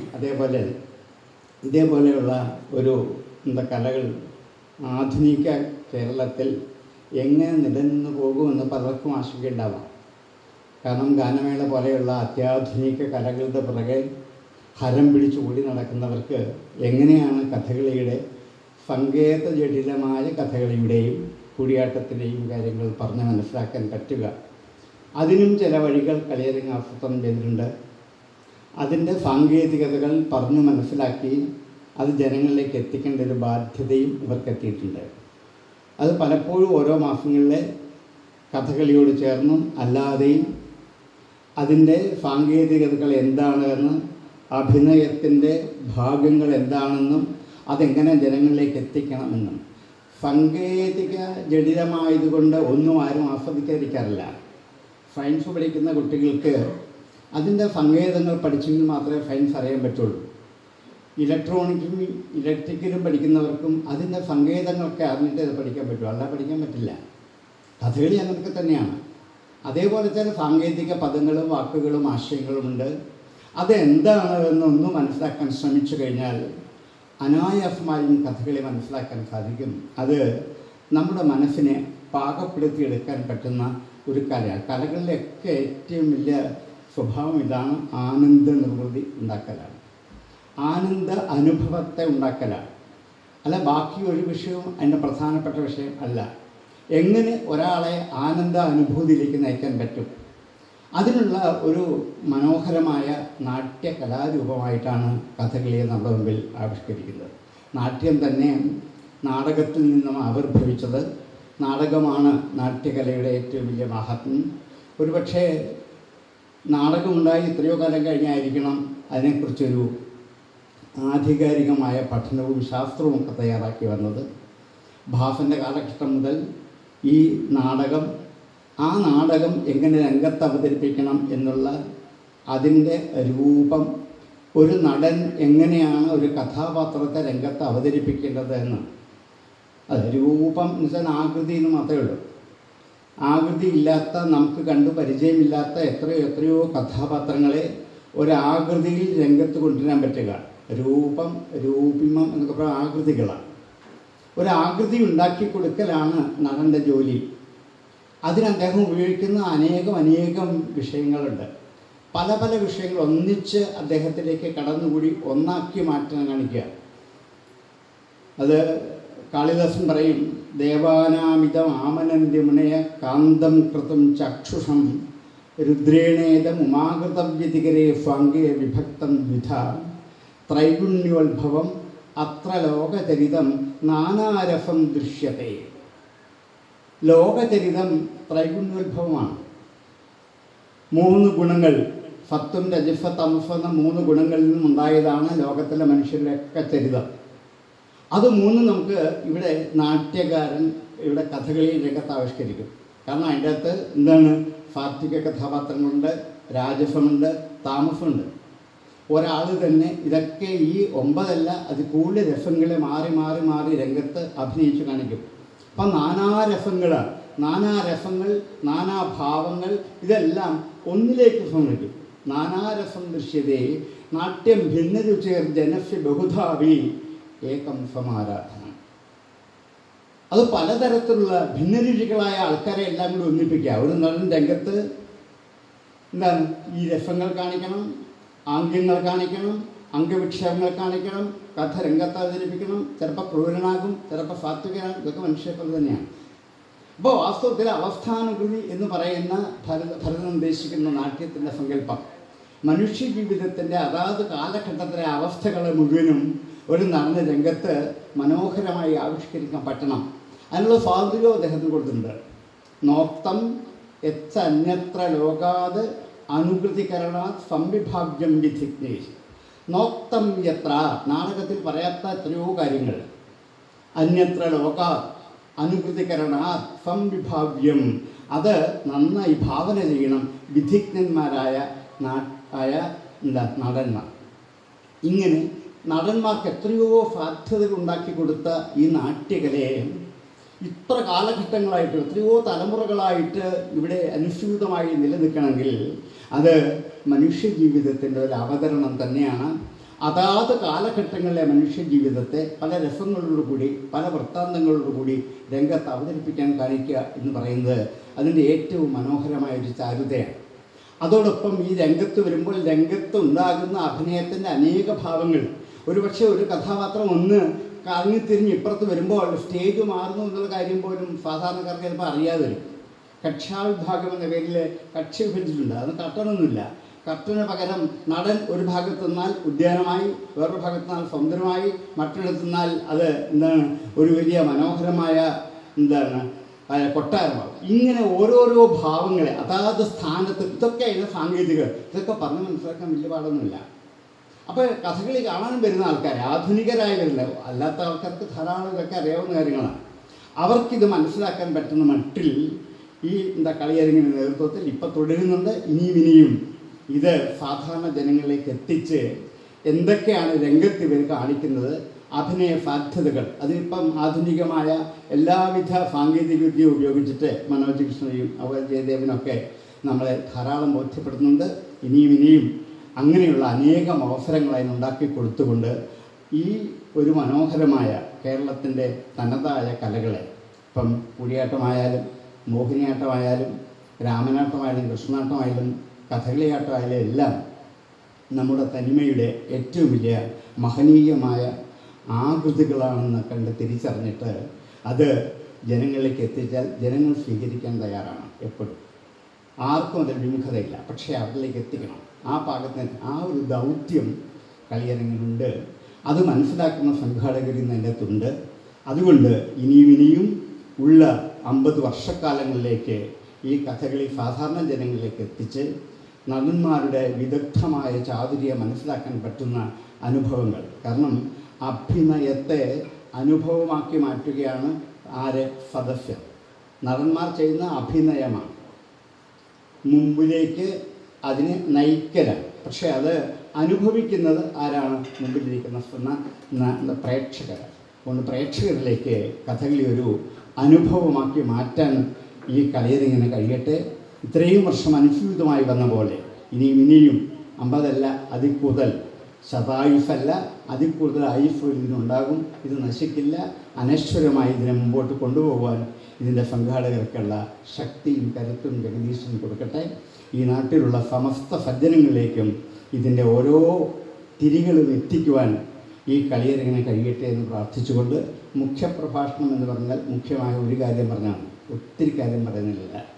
അതുകൊണ്ട് എൻ്റെ മുഖ്യപ്രഭാഷണം ഞാനിവിടെ ഉപസംഹരിക്കുകയാണ്. ഇത്രയും സമയം വളരെ ശ്രദ്ധയോടെ കേട്ടിരുന്ന എല്ലാ സജ്ജനങ്ങൾക്കും എൻ്റെ വിനീതമായ നന്ദി അറിയിച്ചുകൊണ്ട് എൻ്റെ വാക്കുകൾ ഞാൻ ഉപസംഹരിക്കുന്നു. നന്ദി. ആദരണീയനായ doctor P V Vishwanathan Namboori sir അവരാണ്. അടുത്തത് ആദരവാണ്. ആദരവ് ഏറ്റുവാങ്ങുന്ന പ്രമുഖ വ്യക്തിത്വങ്ങളെ പരിചയപ്പെടുത്തുന്നതിന് വേണ്ടി കളിയരങ്ങിൻ്റെ പ്രോഗ്രാം കോർഡിനേറ്റർ ശ്രീ ഹരിച്ചാക്യാരെ ക്ഷണിച്ചുകൊള്ളുന്നു. വ്യക്തിത്വങ്ങൾക്കും നമസ്കാരം. കോട്ടയം കളിയരങ്ങിൻ്റെ സുവർണ ജൂബിലി. കോട്ടയം പോലെ ഒരു പട്ടണത്തിൽ 50 വർഷം കോട്ടയത്തിൻ്റെ ആദ്യത്തെ സാംസ്കാരിക സംഘടന ഇന്ന് ഈ നിലയിൽ എത്തിയിട്ടുണ്ടെങ്കിൽ പള്ളം ചന്ദ്രചേട്ടന് എത്ര നന്ദി പറഞ്ഞാലും മതിയാവില്ല. ആദ്യമായിട്ട് ചന്ദ്രചേട്ടനോടുള്ള നമ്മുടെ നന്ദി രേഖപ്പെടുത്തട്ടെ. ചന്ദ്രചേട്ടന് ഇവിടെ എത്താൻ പറ്റിയില്ല എങ്കിലും ഉച്ചയ്ക്ക് ശേഷമെങ്കിൽ ചന്ദ്രചേട്ടൻ എത്തുമെന്ന് പ്രതീക്ഷിക്കുന്നു. നമ്മൾ ഈ 50 വർഷം സുവർണ ജൂബിലി ആഘോഷിക്കുമ്പോൾ നമ്മുടെ കടമയാണ് തുടക്കകാലത്ത് മുതൽ ചന്ദ്രചേട്ടനോടൊപ്പം നിന്നവരെ ഓർക്കുക, അവരെ ആദരിക്കുക എന്നുള്ളതും ഇന്ന് നമ്മുടെ പ്രവർത്തനങ്ങൾക്ക് ഏറെ സഹായകരമായി നിൽക്കുന്നവരെ കൂടി ഒന്ന് ബഹുമാനിക്കുക എന്നതും. അതിൽ ചന്ദ്രചേട്ടൻ സുരേഷ് സാറ് പറഞ്ഞതുപോലെ എപ്പോഴും ചന്ദ്രചേട്ടൻ പറയുന്ന 2 പേരുകളാണ്. 74 കളിയരങ്ങ് തുടങ്ങിയ സമയത്ത് ചന്ദ്രചേട്ടൻ്റെ ഇടത്തെ കൈയും വലത്തെ കൈയുമായിട്ട് നിന്നിരുന്നത് ശ്രീ രാംപിഷാരടി ആശാനും കോട്ടക്കൽ അപ്പു നമ്പൂതിരി ആശാനും ആയിരുന്നു. നമ്മൾ ഇന്നിവിടെ ആദരിക്കുന്നത് ശ്രീ അപ്പു നമ്പൂതിരി ആശാനെയാണ്. രാംപിഷാരടി ആശാൻ ഇന്ന് നമ്മോടൊപ്പം ഇല്ല. അപ്പു നമ്പൂതിരി ആശാൻ കോട്ടയം അമയന്നൂർ സ്വദേശിയാണ്. അദ്ദേഹം സ്കൂൾ വിദ്യാഭ്യാസം, പ്രാഥമിക വിദ്യാഭ്യാസം പൂർത്തിയാക്കി 11ാം ക്ലാസ്സിന് ശേഷം ആണ് അദ്ദേഹം അതോടൊപ്പം തന്നെ കഥകളി പഠനം ആരംഭിച്ചു. ശ്രീ കോന്നശ്ശേരി നീലകണ്ഠൻ നമ്പൂതിരിയുടെ അടുത്ത് അദ്ദേഹം കഥകളി പഠനം ആരംഭിച്ചു. ചെറിയ തോതിൽ, അതായത് പുറപ്പാട് കൂടി പഠിച്ചതിന് ശേഷം, അരങ്ങേറ്റം കഴിഞ്ഞതിന് ശേഷമാണ് കോട്ടയ്ക്കൽ കളരിയിൽ ചേർന്നത്. അവിടെ ശ്രീ കോട്ടയ്ക്കൽ കൃഷ്ണൻകുട്ടി നായരാശാൻ്റെ കീഴിൽ 6 വർഷത്തെ അഭ്യസനം. ഏതാണ്ട് 1960-ലാണ് അദ്ദേഹം കോട്ടയ്ക്കൽ ചെന്നത്. 6 വർഷത്തെ പഠനം പൂർത്തിയാക്കി ഒരു 66-67 കൂടി തിരിച്ചെത്തുമ്പോൾ ചന്ദ്രചേട്ടൻ ശരിക്കും പറഞ്ഞാൽ കളിയരങ്ങി തുടങ്ങാനുള്ള പ്രാരംഭ പ്രവർത്തനങ്ങളിലേക്ക് എത്തിയ സമയമാണ്. ചന്ദ്രചേട്ടൻ കഥകളി സംഘാടനം അതിന് വളരെ മുമ്പേ തുടങ്ങിയിരുന്നു. ആ കഥ നമ്മളോടൊക്കെ പലപ്പോഴും പറഞ്ഞിട്ടുള്ളതാണ്. ആദ്യമായിട്ട് കൃഷ്ണനാരാശാനെ വിളിക്കാൻ പോകുന്നത് ട്രൗസറിട്ട് കുമാരനല്ലൂർ അമ്പലത്തിൽ ഉത്സവത്തിന് ചെന്ന് വിളിച്ചപ്പോൾ 9ാം ക്ലാസ്സുകാരൻ 2 പേര് ചെന്ന് വിളിച്ചപ്പോൾ എനിക്ക് 25 ഉറുപ്പ്യ തരണം 2 വേഷം ഉണ്ടെങ്കിൽ എന്നാണ് കൃഷ്ണനാരാശൻ പറഞ്ഞത്. അന്ന് വളരെ നല്ല രീതിയിൽ പള്ളത്ത് അമ്പലത്തിൽ കളി നടത്തി തുടങ്ങിയതാണ് ചന്ദ്രചേട്ടൻ. 74 ഇന്ന് ഞങ്ങളെയൊക്കെ സംബന്ധിച്ചിടത്തോളം ഒരു കളി നടത്തണമെങ്കിൽ വളരെ എളുപ്പമാണ്. എല്ലാ കലാകാരന്മാർക്കും മൊബൈൽ ഫോണുണ്ട്. ഒരു അരമണിക്കൂർ കൊണ്ട് നമുക്ക് ആൾക്കാരെ ബുക്ക് ചെയ്യുന്ന കാര്യത്തിലെങ്കിലും സൗകര്യമുണ്ട്. അന്ന് ഫോണുള്ള കലാകാരന്മാർ തന്നെ വളരെ ചുരുക്കമായിരിക്കാം. കത്തയച്ചാൽ പലപ്പോഴും മറുപടി കിട്ടില്ല. പലപ്പോഴും ചന്ദ്രചേട്ടൻ ചേരുന്നത് ചന്ദ്രചേട്ടൻ എല്ലാ കളികൾക്കും പോകും. ഈ എവിടെ അടുത്ത കളി, അടുത്തെന്നല്ല, ചന്ദ്രചേട്ടനെ സംബന്ധിച്ച് അടുത്ത ദൂരം എന്നില്ല. തിരുവനന്തപുരത്തായാലും കോട്ടയ്ക്കലായാലും പറ്റുന്ന കളികൾക്കെല്ലാം പോകും. അവിടെ ചെന്നിട്ടാണ് ചന്ദ്രചേട്ടൻ പലപ്പോഴും കലാകാരന്മാരെ ബുക്ക് ചെയ്തിരുന്നത്. ഇനി ചന്ദ്രചേട്ടൻ KSEB ഉദ്യോഗസ്ഥനായിരുന്നു, നമുക്കറിയാം.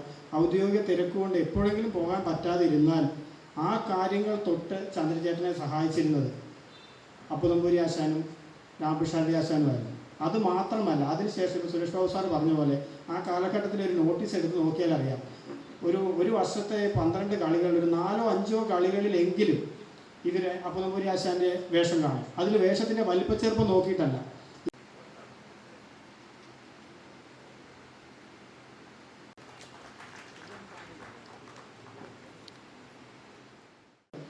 ഒരു നിർവാഹമില്ല, ഒന്നും തോന്നരുത്. എങ്ങനെയാണ് 2 മാസം മുമ്പ് കുഞ്ഞ് ഏൽപ്പിച്ചതാണ്.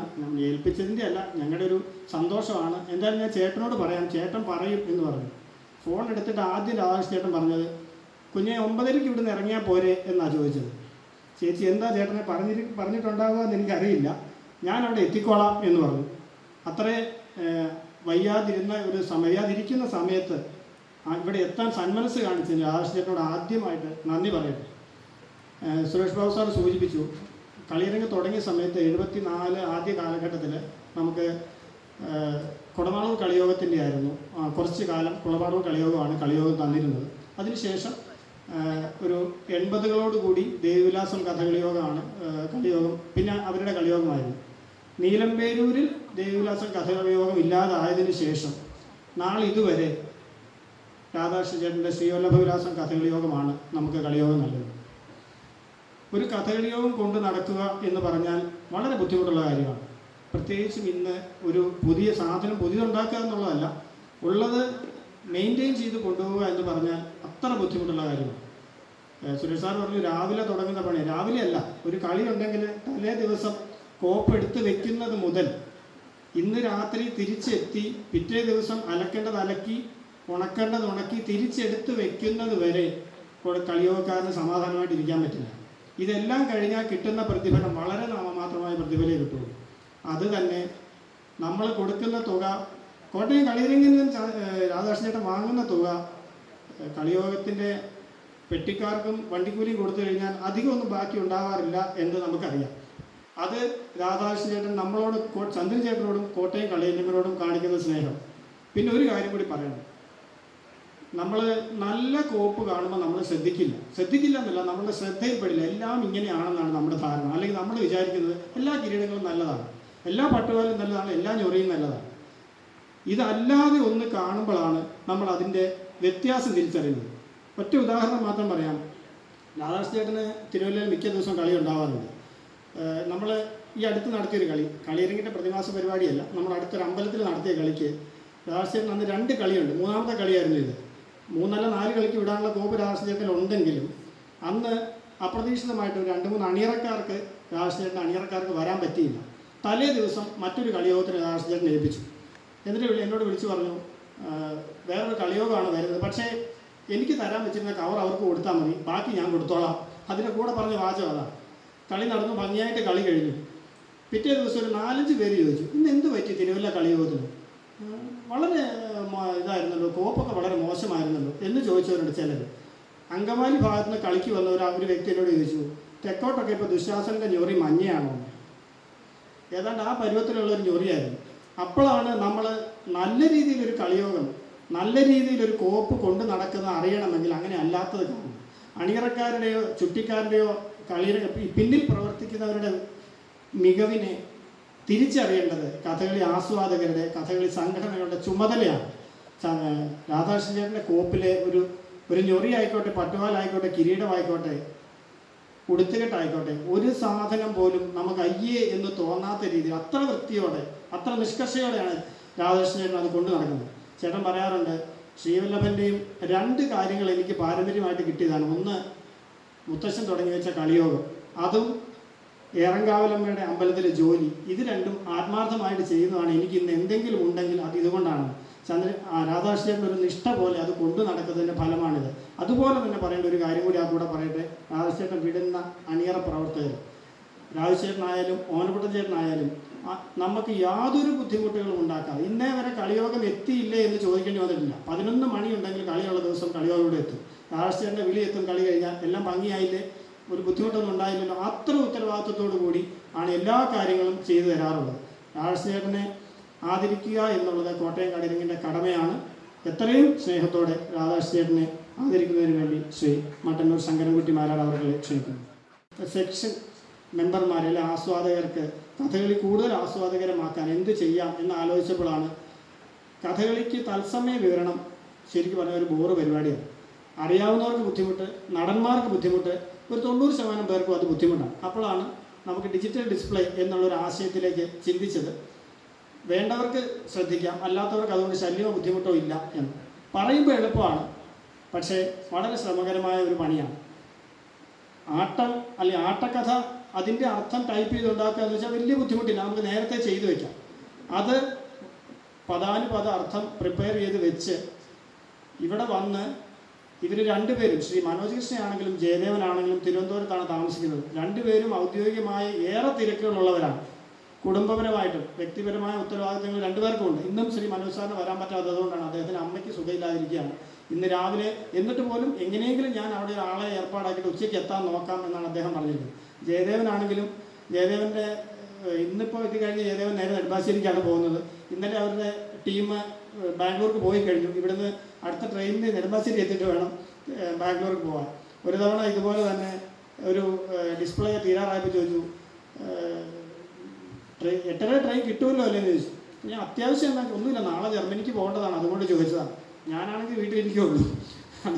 അത്രയ്ക്ക് കളിയരങ്ങിന് വേണ്ടി ഏറെ ത്യാഗം സഹിച്ചിട്ടാണ് ഇവർ രണ്ടുപേരും. പിന്നെ ഈ ലൈവായിട്ട് ടൈപ്പ് ചെയ്യുക എന്ന് പറയുന്നത് ആട്ടം അതേസമയം വിട്ടുപോകാതെ മലയാളത്തിൽ ടൈപ്പ് ചെയ്യാൻ കുറച്ച് ശ്രമകരമായ ജോലിയാണ്. അത് തിരുവനന്തപുരത്ത് നിന്ന് ഇവിടെ എല്ലാ തവണയും വന്ന് നമുക്ക് വേണ്ടി ഇത് ചെയ്തു തരിക എന്ന് പറഞ്ഞാൽ എത്ര നന്ദി പറഞ്ഞാലും കഥകളി ഭാഷയിലെ കഥകളിക്ക് മുദ്രയില്ലാത്തൊരു പദം മാത്രമേ നമുക്കിതിൽ പറയാനുള്ളൂ. നന്ദിക്ക് കഥകളിൽ മുദ്രയില്ല എന്നേ പറയാറുണ്ട്. പക്ഷെ നമുക്ക് നന്ദി മാത്രമേ ഇവരോട് പറയാനുള്ളൂ. വലിയ സന്തോഷം ഇവരെ ആദരിക്കുന്നതിൽ. ശ്രീ ജയദേവനെ ആദരിക്കുന്നതിന് വേണ്ടി ശ്രീ മട്ടന്നൂർ ശങ്കരൻകുട്ടി അവരെ ക്ഷണിക്കുന്നു.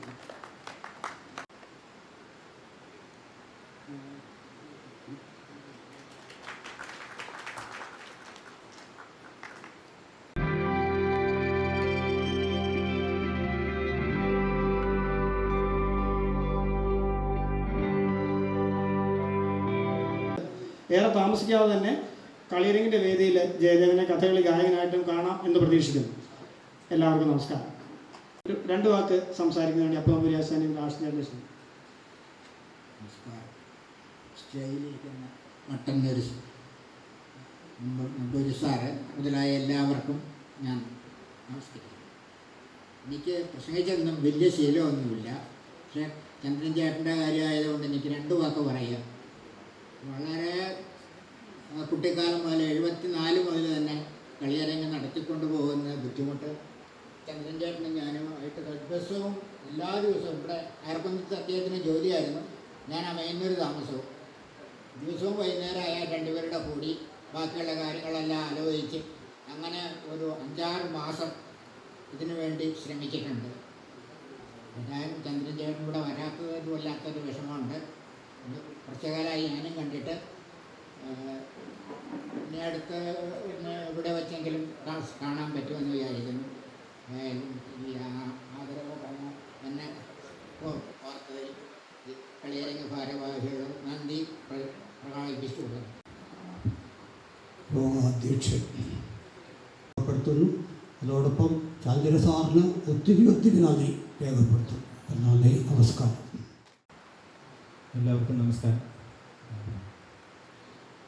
50-ാം വാർഷികം ആഘോഷിക്കുന്ന കളിയരങ്ങിന് ഇങ്ങനെയൊരു ആദരം നിന്ന് കളിയരങ്ങിൻ്റെ ഭാരവാഹികളോട് നന്ദി അറിയിക്കുന്നു. നന്ദി പ്രകാശനമാണ്. നന്ദി പ്രകാശിപ്പിക്കുന്നതിന് വേണ്ടി കോട്ടയം കളിയരങ്ങിൻ്റെ ട്രഷറർ ശ്രീ എസ് രവീന്ദ്രൻ നായർ അവരെ സാദരം ക്ഷണിച്ചുകൊള്ളു.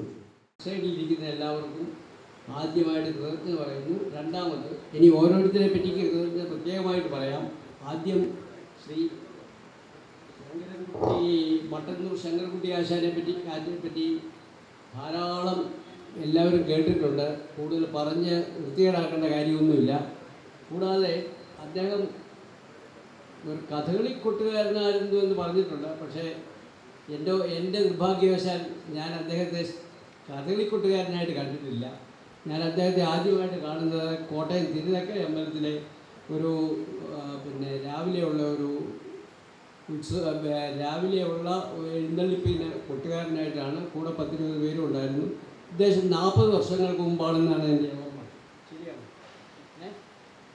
അത് കഴിഞ്ഞ് പിന്നെ പലയിടത്തും പല ഉത്സവമേളകളിലും ഞാൻ അദ്ദേഹത്തെ കണ്ടിട്ടുണ്ട്. അദ്ദേഹം എന്നെയും കണ്ടിട്ടുണ്ട്. പക്ഷേ കഥകളി കൊട്ടുകാരനായിട്ട് ഞാൻ കണ്ടത് ഒരു സിനിമയിലാണ്. സത്യം പറഞ്ഞാൽ വേറെ ഒരിടത്തും ഞാൻ കണ്ടിട്ടില്ല. അതെൻ്റെ ഒരു നിർഭാഗ്യമെന്ന് വിചാരിക്കുന്നു. രണ്ടാമതായിട്ട് പറയാനുള്ള വിശ്വനാഥൻ നമ്പൂതിരി സാറിനെ പറ്റിയാണ്. വിശ്വനാഥൻ നമ്പൂതിരി സാറ് എൻ്റെ ഒരു ഗുരുനാഥനും കൂടെയാണ്. കാര്യം ഇത്രയും പ്രായമായ ഞാൻ എങ്ങനെയാണ് അദ്ദേഹത്തിൻ്റെ കീഴിൽ പഠിച്ചെന്ന് നിങ്ങൾക്കൊരു സംശയം ഉണ്ടാവാം. സംശയം ശരിയാണ്. എൻ്റെ കോളേജിലൊന്നും അദ്ദേഹം പഠിപ്പിച്ചിട്ടില്ല. പക്ഷേ ഞാൻ റിട്ടയർ ചെയ്ത് കഴിഞ്ഞ് എനിക്കൊരു ആഗ്രഹം തോന്നി, സംസ്കൃതം അല്പം പഠിച്ചാൽ കൊള്ളാമെന്ന്. അങ്ങനെ വന്നപ്പോൾ അദ്ദേഹത്തിൻ്റെ കീഴിൽ ഞാൻ കോട്ടയത്ത് നടത്തിക്കൊണ്ടിരുന്ന ഒരു ക്ലാസ്സിൽ ഏകദേശം 1.5 വർഷക്കാലം സംസ്കൃതം പഠിച്ചു.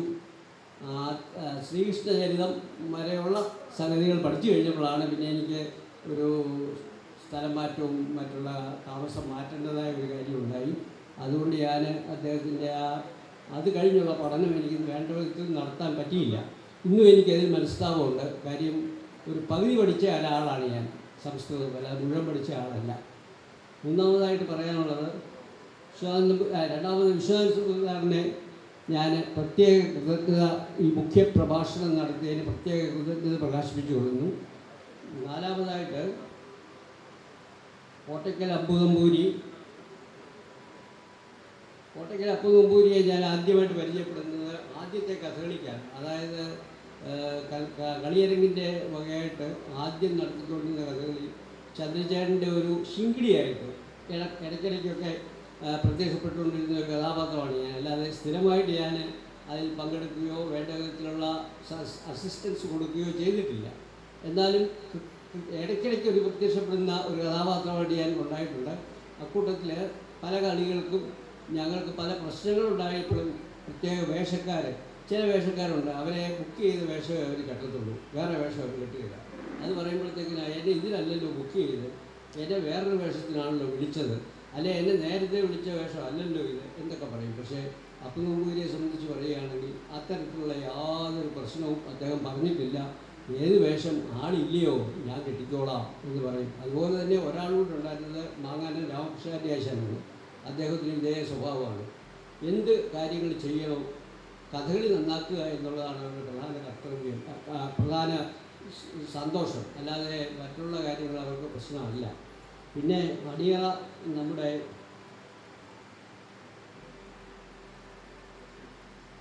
രാധാകൃഷ്ണൻ ചേട്ടനെ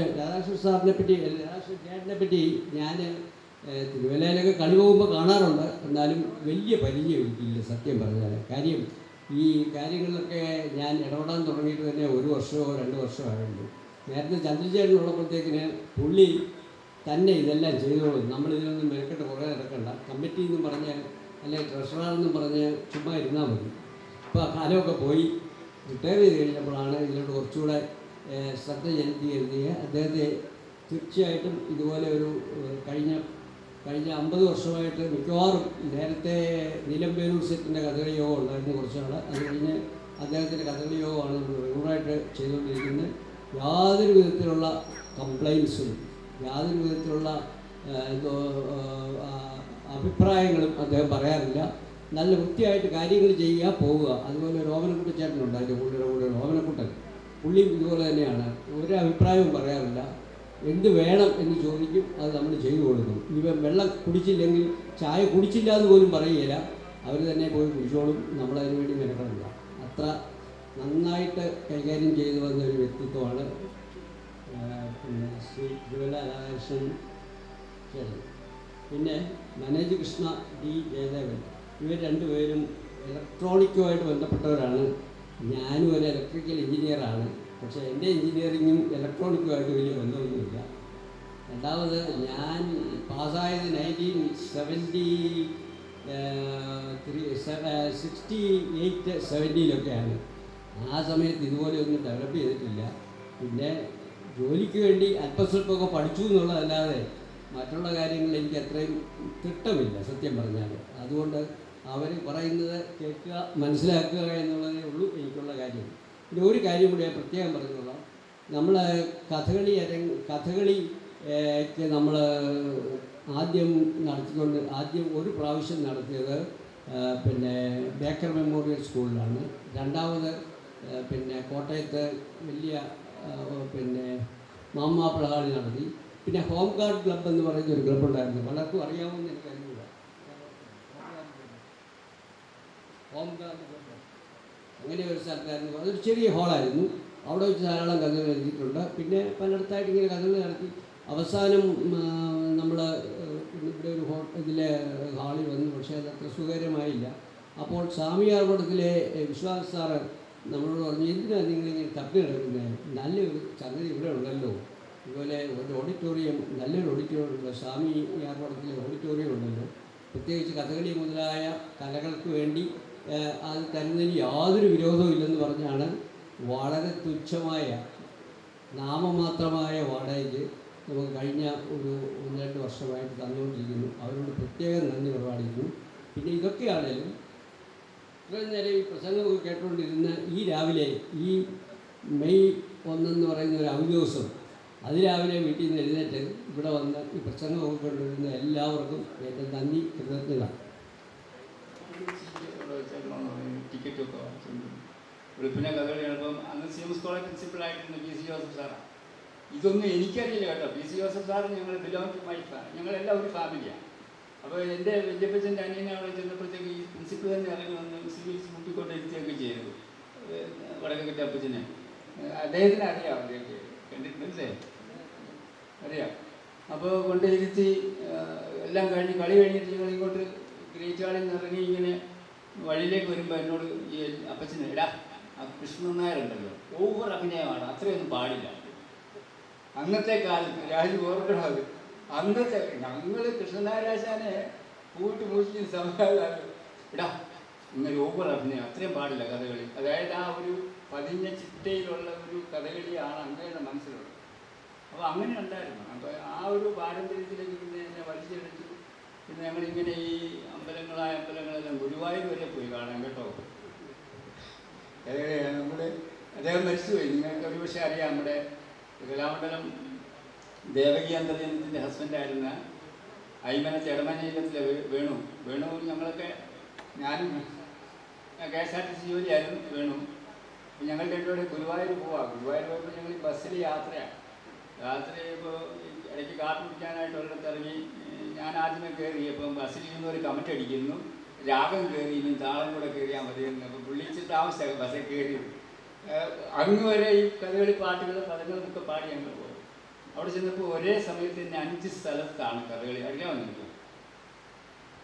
ഗുരുവായൂർ ഉത്സവത്തിൻ്റെ സമയത്ത്, ഇപ്പം എങ്ങനെയാണെന്ന് എനിക്കറിയില്ല, ഒരേ സമയത്ത് 5 സ്ഥലത്ത് കഥകളിയാണ്. കിഴക്കേ നട ഒഴിച്ചുള്ള ബാക്കി 3 നടയിലും സത്രത്തിലും പൊതു മൈതാനത്തിലും അങ്ങനെ 5 കഥകളിയാണ്.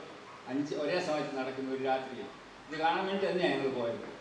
അപ്പോൾ ഞങ്ങൾ ഈ പറയുന്ന ഓരോ നടയുടെ അടുത്തൊക്കെ പോയി കഴിഞ്ഞിട്ടുണ്ടെങ്കിൽ സത്രത്തിലെ കഥകളിൽ അന്ന് ഹൈദരാലിയാണ് പാടുന്നു. സത്രത്തിൽ ഹൈദരാലി പാടുന്നു ഒക്കെ ഉണ്ട്. അപ്പം ഞങ്ങൾ കഥകളി കണ്ടുകൊണ്ടിരുന്നപ്പം 2 കാര്യങ്ങൾ നിങ്ങൾ പങ്കുവെക്കുകയാണ് കേട്ടോ. ഈ സ്റ്റേജിൻ്റെ ഒരു വശത്ത് നിന്ന് ഒരു ചെറിയ രഥം പോലത്തെ ഒരു സാധനം ഇങ്ങനെ ഉരുട്ടി വിടുന്നുണ്ട് ഒരാൾ. ഉരുട്ടി സ്റ്റേജിൻ്റെ അങ്ങേയറ്റത്തെ ആൾക്കാർ അവിടെ കിടക്കുന്നത് പൂള്ളിമണ്ണയിലെ 6-ാം തമ്പുരാനാണ്. അപ്പുറത്ത് കിടപ്പുണ്ട്. അദ്ദേഹത്തിന് നടു തളർന്നിട്ട് കിടക്കുന്ന സമയമാണ്. അദ്ദേഹത്തിന് മുറുക്കാനുള്ള ചെല്ലം ആദ്യമേ ഒരു വീൽ ചെയറിൽ അത് ഉരുട്ടി വിട്ടു. അത് കഴിഞ്ഞിട്ട് അതിൻ്റെ പുറകെ കോളാമ്പിയും വന്നു. ഇത് നമ്മൾ കണ്ട കാഴ്ചയാണ്, കണ്ണുകൊണ്ട് കണ്ട കാഴ്ച. കഥകളി ഞാൻ പറഞ്ഞു വന്നേ. അപ്പോൾ അങ്ങനെയൊക്കെ പോയി നടന്നപ്പോഴത്തേക്കാണ് നമുക്ക് എന്തുകൊണ്ട് കഥകളി, കോട്ടയത്ത് എന്തുകൊണ്ട് കഥകളിക്ക് നമുക്ക് എല്ലാ മാസം കഥകളി കാണാതെ ചന്ദ്രചേട്ടനാണ് എൻ്റെ മുൻകൈയിൽ. അങ്ങനെയാണ് ഈ കഥകളിക്കുള്ള ആദ്യം ഒരെണ്ണം ഉണ്ടായിരുന്നത് പൊട്ടിപ്പോയായിരുന്നു, അറിയാമോ? കോട്ടയം കഥകളി ഉണ്ടായിരുന്നു, പൊട്ടിപ്പോയി. അത് കഴിഞ്ഞിട്ടാണ് പിന്നെ ചന്ദ്രചേട്ടൻ്റെ ആ ഒരു ഇനീഷ്യേറ്റീവിൽ ചന്ദ്രചേട്ടനെ CMS കോളേജിലെ ഹിന്ദി അധ്യാപകനായിരുന്ന ഗോപി സാർ കേട്ടിട്ടുണ്ടാവും. നമ്മുടെ കോട്ടയം ഹരികുമാറിൻ്റെ കുമ്മന ഹരി മദ്ദള വിദ്വാനല്ലോ, ഹരിയുടെ അച്ഛൻ ഗോപി സാർ, മൃദംഗത്തിൻ്റെ അച്ഛൻ ഗോപി സാറ് ഇവിടെ കുടമാളൂര് കളപ്പുരയ്ക്കിലെ നരേന്ദ്രൻ നായർ, കുട്ടൻചേട്ടൻ എന്ന് ഞങ്ങൾ പറയും. രാജുവൊക്കെ അത് നമ്മുടെ കൂടെ ഫീൽഡിൽ വന്ന് പിന്നെയാണ് വരുന്നത്. അത് ഹരികുമാറിൻ്റെ അക്കൗണ്ടൻ്റ് ആയിരുന്നു കുട്ടൻചേട്ടന്.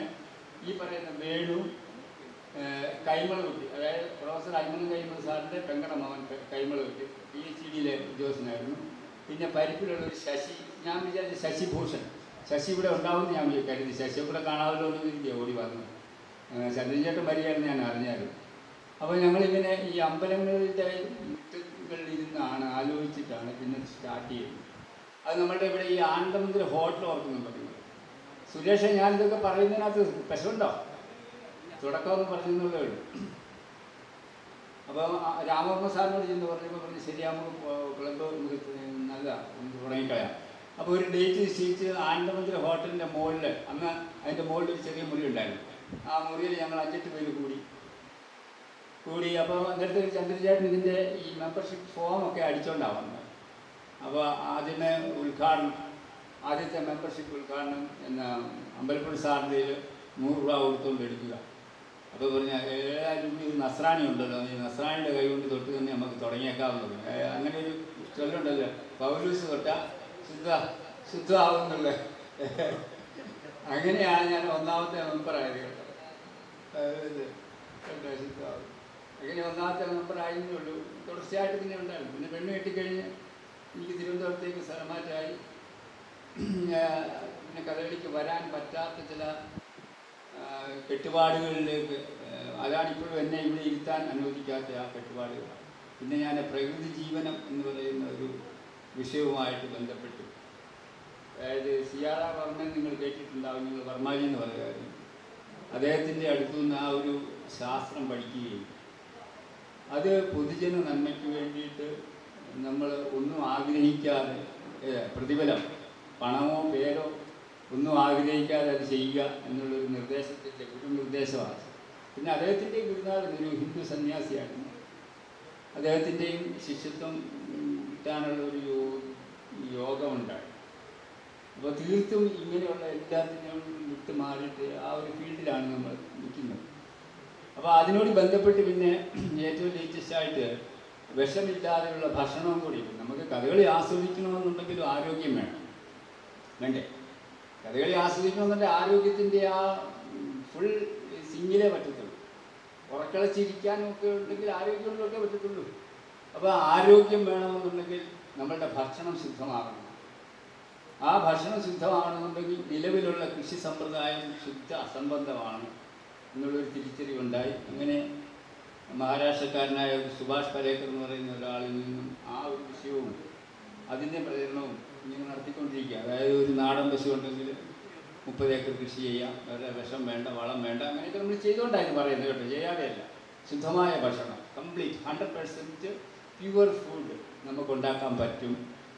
അത് കൃഷിയിൽ കൂടെ ഇന്ന് നമ്മൾ കാണുന്ന കൃഷി അല്ല ശരി എന്നുള്ളതൊക്കെ ആ ഒരു തിരിച്ചറിവ്. അപ്പോൾ അതുമായിട്ട് ബന്ധപ്പെട്ട് ഇപ്പോൾ പശുക്കളെ വളർത്തുന്നുണ്ട്, നാടൻ പശുക്കളെ.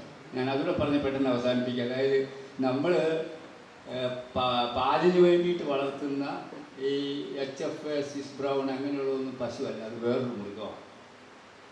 നാടൻ പശു എന്ന് പറയുന്നത് ബോസ് ഇൻഡിക്കസ് എന്ന് പറയുന്ന ഒരു വകുപ്പിൽപ്പെടുന്നതാണ്. അത് നമ്മുടെ India, Ceylon, Africa, Latin American രാജ്യങ്ങളിലെ ഒറിജിനൽസ് ഇതാണ്, ബ്രീഡുകളാണ്. അതിൻ്റെ ചാണകവും മൂത്രവും പാലും is entirely different from what we are taking now. നമ്മളിപ്പോൾ കുടിക്കുന്ന പാലുണ്ടല്ലോ, HF-ൻ്റെയൊക്കെ പാലുമായിട്ട് വളരെ വ്യത്യാസം. അതൊക്കെ ഞാനിപ്പോൾ ഇവിടെ വിവരിക്കാൻ പോകുന്നില്ല. It's entirely different subject. അപ്പോൾ ഇങ്ങനെയുള്ള ഒരു ബോധവൽക്കരണത്തിൽ, ഒരു പ്രചരണത്തിൽ, ഒരു എഡ്യൂക്കേറ്റിംഗ് പ്രോസസ്സിലാണ് ഇപ്പോൾ ഞാൻ. അതുകൊണ്ട് പശുവിനെ വളർത്തുന്നുണ്ട്. ഇപ്പോൾ വെളുപ്പിന് 5 മണിക്ക് ഞാൻ വീട്ടിൽ നിന്ന് ഇറങ്ങിയുകൊണ്ട് ആ പശുക്കൾ ആ കൂട്ടിൽ തന്നെ നിൽക്കുകയാണ്. ഞാൻ ചെന്നാൽ വേണം, ഈ 79 വയസ്സുകാരായിട്ടുള്ള ആളല്ലാതെ വേറൊരാളും ആ പശുക്കൂട്ടി കയറില്ല. കാരണം തൊഴിയുണ്ടാവും, ഇടിയുണ്ടാവും. അതൊക്കെ എൻ്റെ വൈഫാണ് കിളവിയായിട്ട്, അവർക്കും പറ്റില്ല. അപ്പോൾ ഞാനിപ്പോൾ ഉടനെ ഇവിടുന്ന് പോകാതിരിക്കാൻ പറ്റില്ല. ഞാൻ പറഞ്ഞു ഇങ്ങനെയുള്ള ചില പ്രാരാബ്ധങ്ങളിൽ പെട്ടത് കൊണ്ട്. പക്ഷെ ഞാൻ എപ്പോഴും കഥകളി കാണുന്നുണ്ട്. ഇതിപ്പോൾ നമ്മളിവിടെ മുമ്പേ ഉണ്ടായ ചർച്ചയുടെ വാക്കും കൂടെ പറഞ്ഞ് അവസാനിപ്പിക്കാം. ആരും വന്നു പോയിക്കോട്ടെ, ഇവിടെ പ്രഗത്ഭന്മാർ ഒരുപാട് ഈ വിശ്വത്തെ മുഴുവൻ നിറഞ്ഞു നിന്ന് ചെങ്ങന്നൂരാശാനൊക്കെ ഒരുപക്ഷെ അല്ലേ, വാഴയങ്കര വിദ്യുതാരാശാൻ്റെ പോലും ഈ വേഷം കാണാനുള്ള ഭാഗ്യം എനിക്കുണ്ടായിട്ടുണ്ട്. അത് ആ ഒരു സ്റ്റാൻഡേർഡിലേക്ക് എല്ലാവരും വെച്ച് മരണമൊന്നുമില്ല. കൃഷ്ണനാരാശാൻ വേഷയിലായി ഇറങ്ങിയിരുന്നാൽ തന്നെ ആൾക്കാർ വണ്ടടിച്ച് നോക്കുമായിരുന്നു അല്ലേ. അല്ലേ, നിങ്ങൾക്കൊക്കെ എനിക്ക് ഒരുപാട് കാര്യങ്ങൾ അതിനകത്ത് ഷെയർ ചെയ്യാനുണ്ട്. ഈ കോട്ടയം പട്ടണത്തിൽ വെച്ചൊക്കെ എനിക്കുണ്ടായിട്ടുള്ള അനുഭവങ്ങളുണ്ട്. കൃഷ്ണനാരാശനൊക്കെ ആയിരിക്കും ദൈവം സൃഷ്ടിച്ച് അതിനായിട്ട്. ഞാനിപ്പോൾ അതാണ് എൻ്റെ കൂടെ വന്നവരോട് പറഞ്ഞു, അതിനായിട്ട് തന്നെ സൃഷ്ടിച്ചത്. അങ്ങനെ ഒരു സൃഷ്ടിയിലുള്ള പെർഫെക്ഷനോടുകൂടി ഏത് പ്രസ്ഥാനങ്ങളിലേക്കും ദൈവം ആൾക്കാരെ വിടാറുണ്ട്. ഒരുപക്ഷെ ഇപ്പോൾ ഉള്ള തലമുറയിൽ അവരില്ലെങ്കിൽ തന്നെയും നമുക്ക് കഥകളി കാണുമ്പോൾ എപ്പോഴും പുതുമയല്ലേ അല്ലേ, എപ്പോഴും പുതുമയല്ലേ. അതെന്താണെന്ന് ചോദിച്ചാൽ അതാണ് ആ കലയുടെ അതിമഹത്തായ. ഒരു വിദേശി കലാമണ്ഡലത്തിൽ താമസിച്ച് അദ്ദേഹം ഒരു പുസ്തകം ഇറക്കി. അദ്ദേഹം ആ പുസ്തകത്തിൻ്റെ തുടക്കത്തിൽ എഴുതിയിരുന്നത് all the fine arts are harmoniously blended in Kathakali. അത് ആ ഒരു സർട്ടിഫിക്കേഷൻ നമ്മൾ അത് മതിയല്ലോ കഥകളിയുടെ അപാരതയെ പറ്റി പറയാൻ. All the fine arts are harmoniously blended. അതുകൊണ്ടാണ് നമ്മളുടെ മനസ്സിൻ്റെ വികാര തലങ്ങളെ സ്പർശിക്കാനുള്ള സകലതും അതിനകത്തുണ്ട്, സകലതും. അതുകൊണ്ടാണ് ഇപ്പോഴും നമുക്ക് അതിനകത്ത് നമ്മൾ ഇരുന്ന് പോകുന്നത്. ഒരേ കഥകളി. ഇപ്പം നമുക്കിപ്പം നാളെ 3-ാം ദിവസം ആടുമ്പോൾ മറിമാൻ കണ്ണി പദം പാടുമ്പോൾ നമുക്കറിയാം മറിമാൻ കണ്ണി പാടുന്നയാൾ ഇങ്ങനെയായിരിക്കും പാടുക, വേഷം കിട്ടിയിരിക്കുന്ന ആൾ ഇങ്ങനെയൊക്കെ ആയിരിക്കും കാണിക്കുക, ഇതൊക്കെ നമുക്കറിയാം. എന്നാലും നമ്മൾ അവിടെ മുമ്പിൽ ഈ 3-ാം ദിവസത്തിൻ്റെ മുമ്പിൽ എത്ര ദിവസം വേണമെങ്കിലും ഇരിക്കും, എത്ര പ്രാവശ്യം വേണമെങ്കിലും ഇരിക്കില്ലേ? That is Kathakali. ഇതിനോട് കമ്പയർ ചെയ്യുന്ന ഒരു കലയും കേട്ടോ. ഇത്രയും ഞാൻ പറയുന്നുള്ളൂ. ഞാൻ അതേപ്രസം പറഞ്ഞു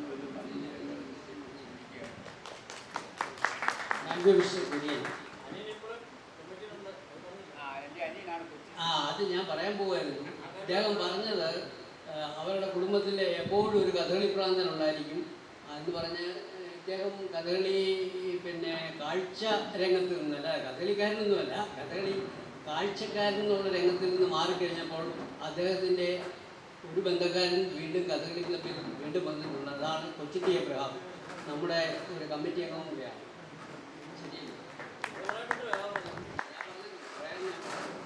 ഇനിയും അടുത്തായിട്ട് പറയാനുള്ളത് നമ്മുടെ ആർട്ടിസ്റ്റ് രാജു സാറിനെയാണ്. രാജു സാർ 2 വാക്ക് പറയും. രാജു സാർ ആദ്യം മുതലേ ഇതുമായിട്ട് അസോസിയേറ്റ് ചെയ്ത ഒരാളാണ്. ഞങ്ങളൊക്കെ കൊച്ചു പിള്ളേരായിരുന്നു എന്ന് വിചാരിച്ചു അന്നത്തെ കാലത്ത്. ശരി.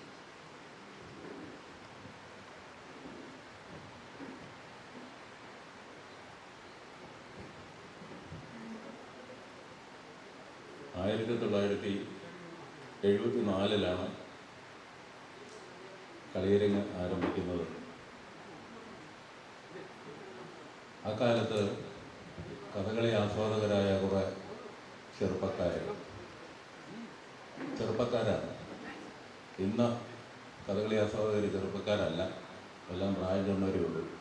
ചെറുപ്പക്കാരെ ഈ ആസ്വാദനത്തിലേക്ക് കൊണ്ടുവരാനുള്ള തത്രപ്പാടിലാണ് ഇപ്പോഴത്തെ കളിയരങ്ങ് ഉൾപ്പെടെയുള്ള കഥകളി ആസ്വാദക സംഘടനകൾ പ്രവർത്തിക്കുന്നത്. ഇന്നത്തെ പത്രത്തിലുണ്ടായിരുന്നു, കഥകളി ആയിട്ട് ബന്ധപ്പെടുത്തി കുട്ടികളെ അങ്ങനെ ഒരു മാനസികാവസ്ഥയിലേക്ക് കൊണ്ടുവരുന്നതിന് വേണ്ടി ചെന്മയ മിഷൻ്റെ സ്കൂളിൽ വെച്ച് ഒരു ക്ലാസ് നടത്തിയതായിട്ടുള്ള ഫോട്ടോ സഹിതം ഇന്നത്തെ മാതൃഭൂമിയിലാണെന്ന് തോന്നുന്നു കണ്ടൂരാവിലെ.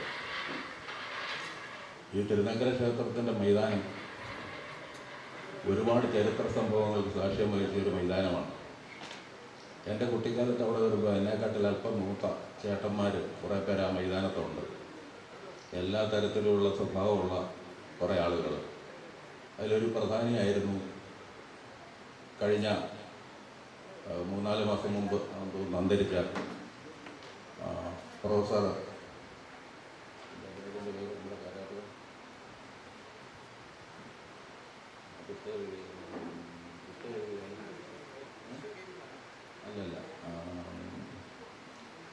ഓമനക്കുട്ടൻ, സിയാർ ഓമനക്കുട്ടൻ, ജോൺ എബ്രഹാം പ്രസിദ്ധ ചലച്ചിത്ര സംവിധായകൻ, അതുപോലെ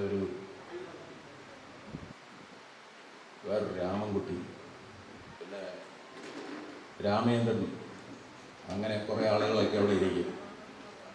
ഈ സമയത്ത് ഈ വൈക്കം ചന്ദ്രശേഖരൻ നായർ എന്ന് പറയുന്ന പ്രസിദ്ധനായ നാടകകൃത്തും സാഹിത്യകാരനും, അതുപോലെ രാമു കാര്യാട്ട് എന്ന് പറയുന്ന ചെമ്മീൻ്റെ സംവിധായകൻ, അവരൊക്കെ ഇവിടെ കോട്ടയത്ത് വന്ന് ഈ NSSൻ്റെ മുറികളിൽ താമസിക്കുകയും ഈ അമ്പലനടയിലെ കാറ്റും കൊണ്ട് ആ കൽപ്പടവുകളിൽ ഇരുന്ന് ചർച്ച ചെയ്യുകയൊക്കെ ചെയ്യുന്നത് കേട്ട് നിൽക്കാൻ വേണ്ടി ഞങ്ങളൊക്കെ പോകുമായിരുന്നു. ഈ സമയത്ത് നടുക്കുള്ള ഒരാൾക്കാരുടെ ചുവട്ടിലാണ് കഥകളി പ്രിയരുടെ ഇരിപ്പ്. അവിടെ അയ്മന MS കൈമള്, അയ്മന വേണുഗോപാൽ, അതുപോലെ ഈ പരിപ്പിക്കാരൻ തഹസിൽദാരായിട്ട് മനുഷ്യനായ ആളാണ് ശശിഭൂഷണൻ, വള്ളം ചന്ദ്രൻ ചേട്ടൻ, കുമ്മനംകാരൻ ഗോവിന്ദപിള്ള സാറെന്ന് പറയുന്ന ഗോപി സാറ്, ഇവരൊക്കെ കൂടെ അവിടെ ഇരിക്കുമ്പോൾ ഞാനതിലെ ചിലപ്പോൾ അങ്ങോട്ടൊക്കെ വൈകുന്നേരം നടന്നു പോകുമ്പോൾ വിളിക്കും. അപ്പോൾ ഈ കഥകളി സ്ഥലത്ത് വെച്ച് കണ്ടുള്ള മുഖപരിചയമുള്ളൂ പലരെയും. ഇതിൽ അയ്മന MS കൈമളെയും വേണുവിനെയും ഗോപി സാറിനെ എനിക്ക് നേരിട്ട് കൂടുതൽ അറിയാം. ബാക്കിയുള്ള ചില ആളുകളെയൊന്നും എനിക്ക് വലിയ പരിചയമില്ല. ഞങ്ങളിങ്ങനെ ഒരു കഥകളി ക്ലബ്ബ് കോട്ടൊക്കെ ഉണ്ടാക്കുന്നതിനെ കുറിച്ച് ആലോചിക്കുകയാണ്. അതിനകത്ത് സഹകരിക്കണം എന്ന് പറഞ്ഞ ദിവസം തീർച്ചയായിട്ടും എന്ന് പറഞ്ഞ് ഞാനങ്ങ് പോയി. അപ്പോൾ അതിന് മുമ്പ് ഹോം ഗാർഡ് ക്ലബ്ബ് എന്ന് പറഞ്ഞ് ഇപ്പോഴത്തെ പഴയ പ്രസ് ക്ലബ്ബ് കിടന്നിടത്ത് ഒരു മൈതാനം ഉണ്ടായിരുന്നു. തെങ്ങോല കിട്ടിയ ഒരു വലിയ ഓഡിറ്റോറിയം, അതിനകത്ത് വെച്ച് കഥകളി നടത്തുമായിരുന്നു. മാസം ഓരോ കഥകൾ. അതിൻ്റെ നേതാവ് ഒന്ന് അമ്പലപ്പുഴ രാമവർമ്മ സാറായിരുന്നു. പിന്നെ ഈ അയർക്കുന്നം ഭാഗത്തെ കണ്ടുള്ള ഒരു സാറുണ്ടായിരുന്നു. എല്ലാവരുടെയും പേരൊന്നും ഓർമ്മയില്ല. അത് എങ്ങനെയാണ് 3-4 മാസം കൊണ്ട് അത് നടത്തിക്കൊണ്ട് പോകാൻ വയ്യാത്ത വിധത്തിൽ അത് നിന്നുപോയി. പിന്നെ ഒരു 4-5 വർഷം കഴിഞ്ഞാണ് ഈ ഉദ്യമം ഇവരെല്ലാവരും കൂടി തുടങ്ങുന്നു എന്ന് പറഞ്ഞു. അപ്പോൾ ഒരു 17 പേരാണ് ആദ്യം അല്ലേ രജിസ്റ്റർ ചെയ്തത്. പേര് 17 പേരാണ് ആദ്യം രജിസ്റ്റർ ചെയ്യുന്നത്. അതിനകത്ത് ഞാനില്ല. അപ്പോൾ എന്നെ അറിയിപ്പിച്ചു. പക്ഷെ ആ സമയത്ത് ഞാൻ അന്ന് പാലായിലൊരു ഫോട്ടോ സ്റ്റുഡിയോയിൽ ജോലി ചെയ്യേണ്ടി വന്നു. അങ്ങനെ പോയതാണ്. 17 പേരാണ്. അതിൽ 1-ാം നമ്പറായിട്ടാണ് ഈ എം കുര്യനെ തിരഞ്ഞെടുക്കുന്നത്. അടുത്ത ബാച്ചിൽ ഞങ്ങൾ 10 പേരെയാണ് സെലക്ട് ചെയ്തത്. അതിലൊന്ന് ഞാനായിരുന്നു. ഒന്ന് ഇപ്പോഴത്തെ ചാർട്ടേഡ് അക്കൗണ്ടൻറ്റ് MS നായരുണ്ട്. പിന്നെ ഈ അല്ല രവിചേട്ടനുണ്ട്. TP പിള്ള സാറുണ്ട്. അല്ല ഇല്ല ഉണ്ടോ?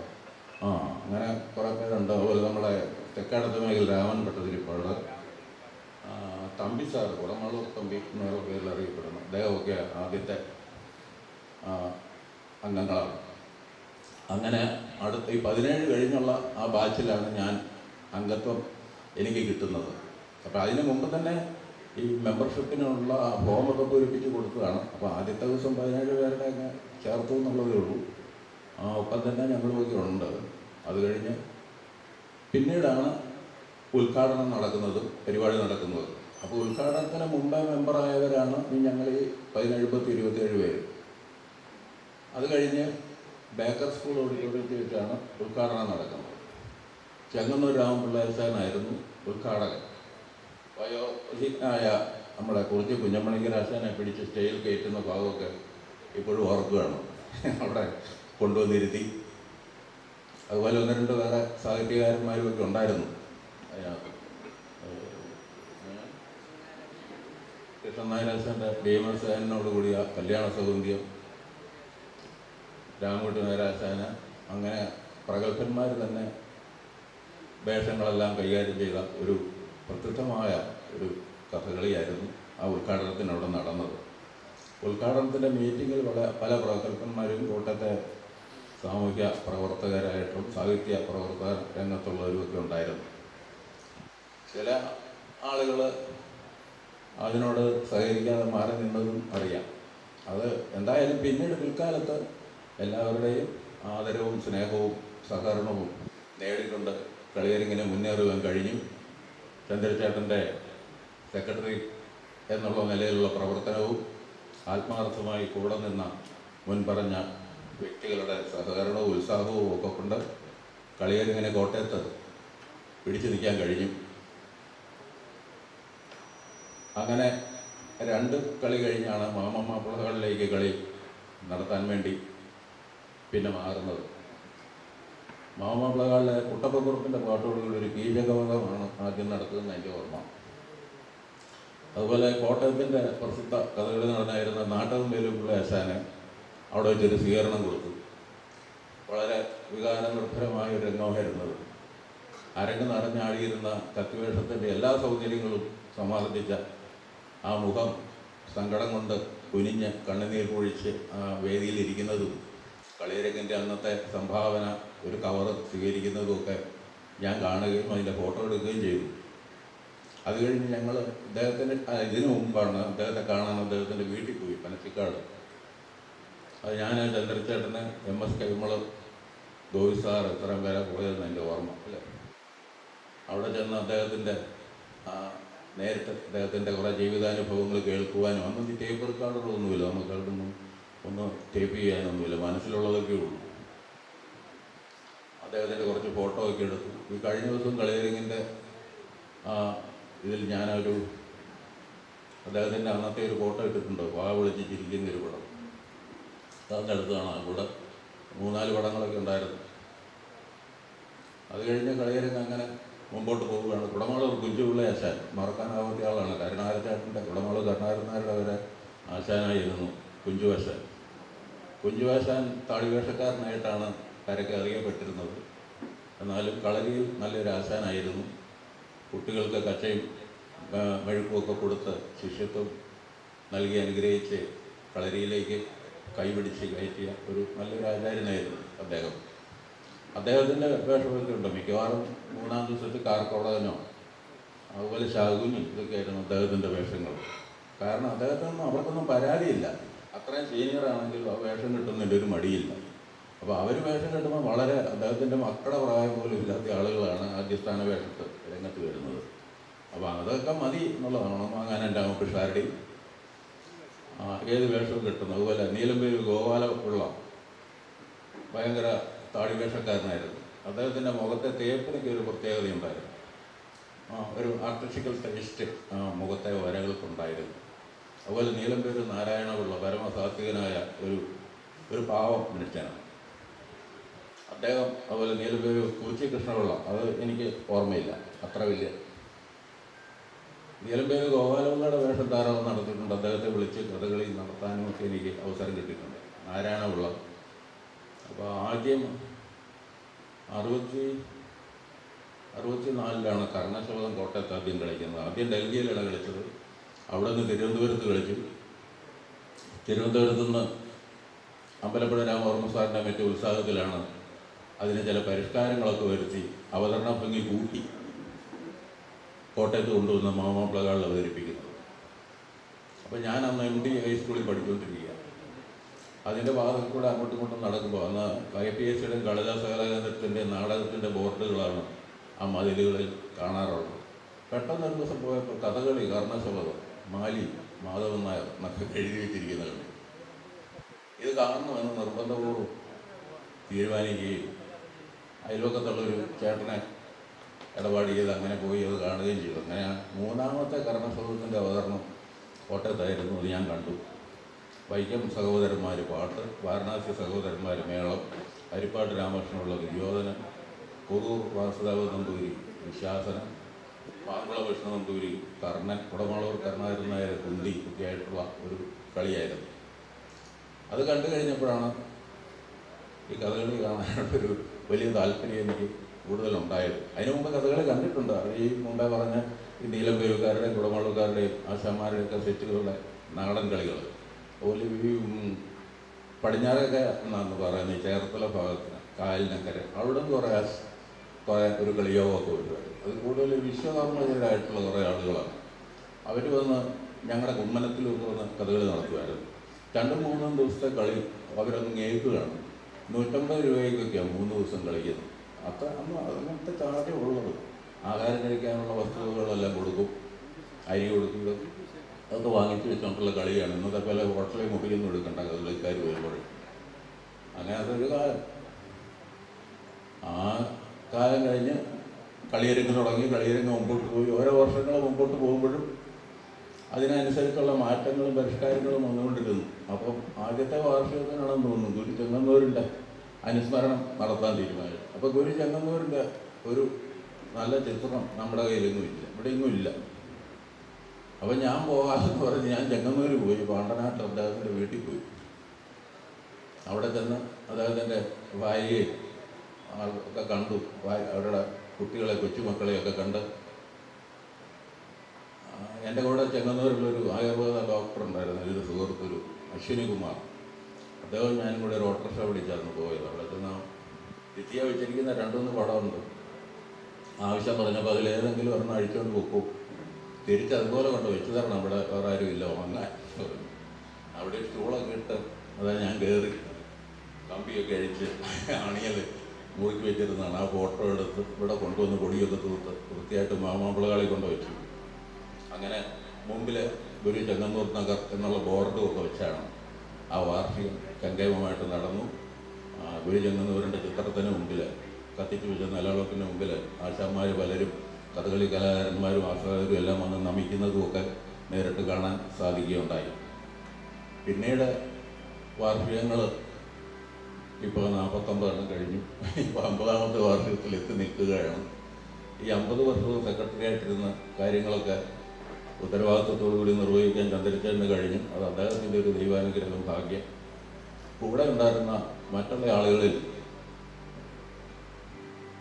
പലരും ദിവംഗതരായി. അതിലിപ്പം ആദ്യത്തെ ഇതിലുള്ളത് കുര്യനും ഈ രവി സാറുമാണ്, ഞാനുമുണ്ട്, പിന്നെ MS പത്മനാഭൻ നായർ നമ്മുടെ MS പത്മനാഭൻ നായർ എന്ന് പറയുന്ന ചാർട്ടേഡ് അക്കൗണ്ടൻ്റ് അദ്ദേഹമുണ്ട്.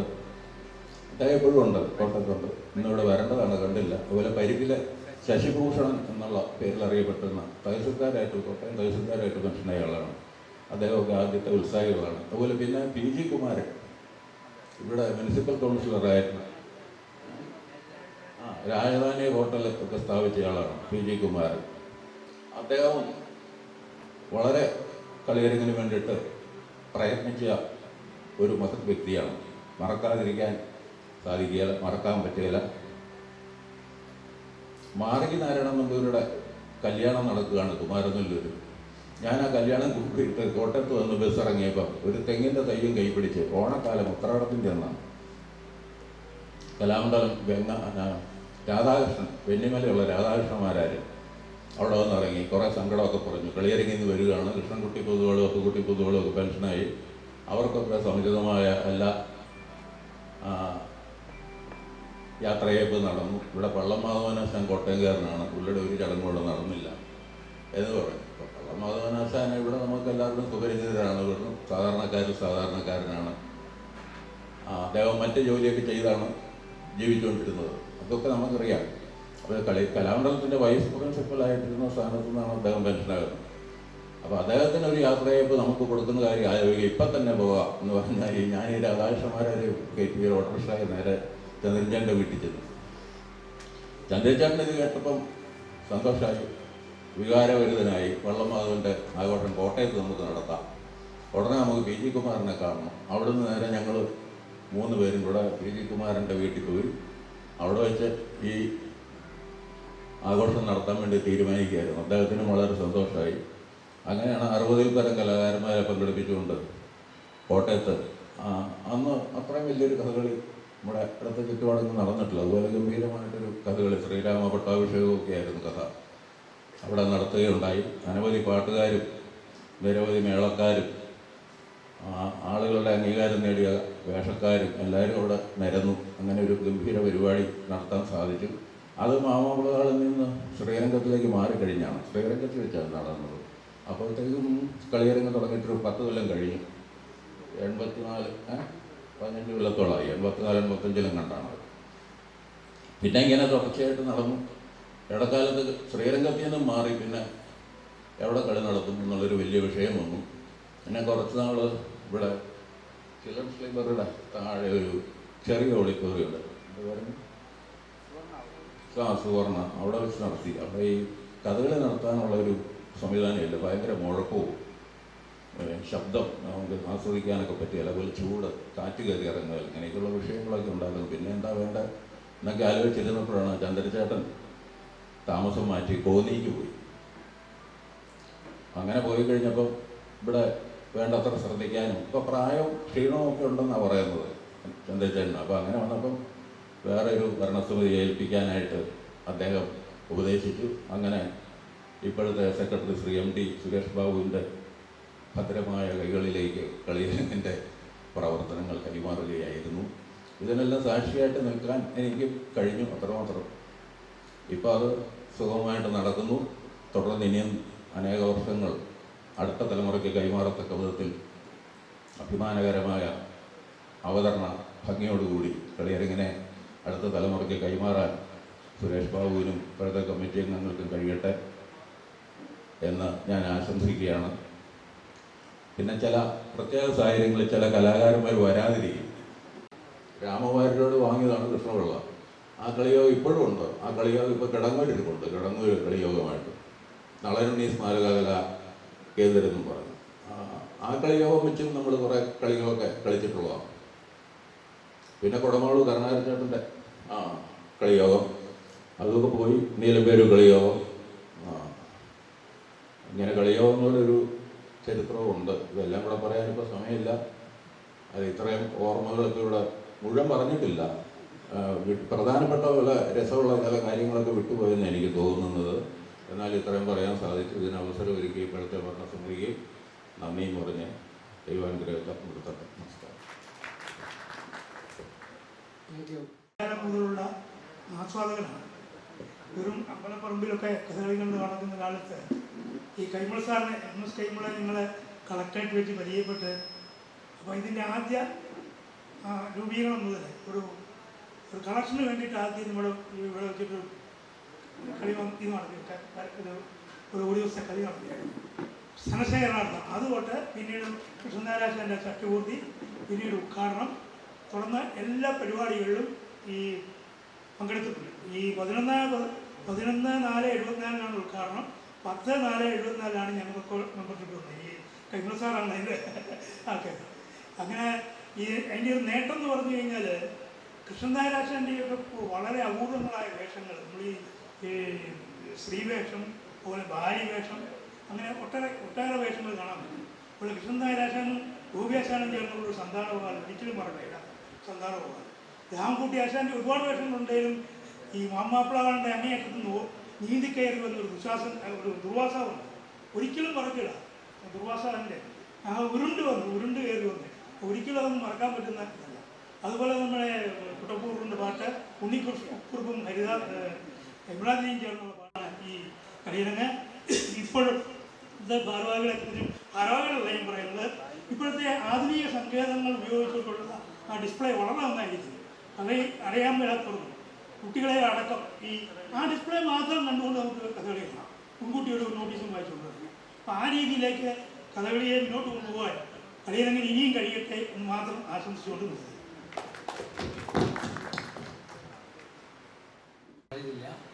അടുത്ത പരിപാടിയിലേക്ക് നമുക്ക് കടക്കാം.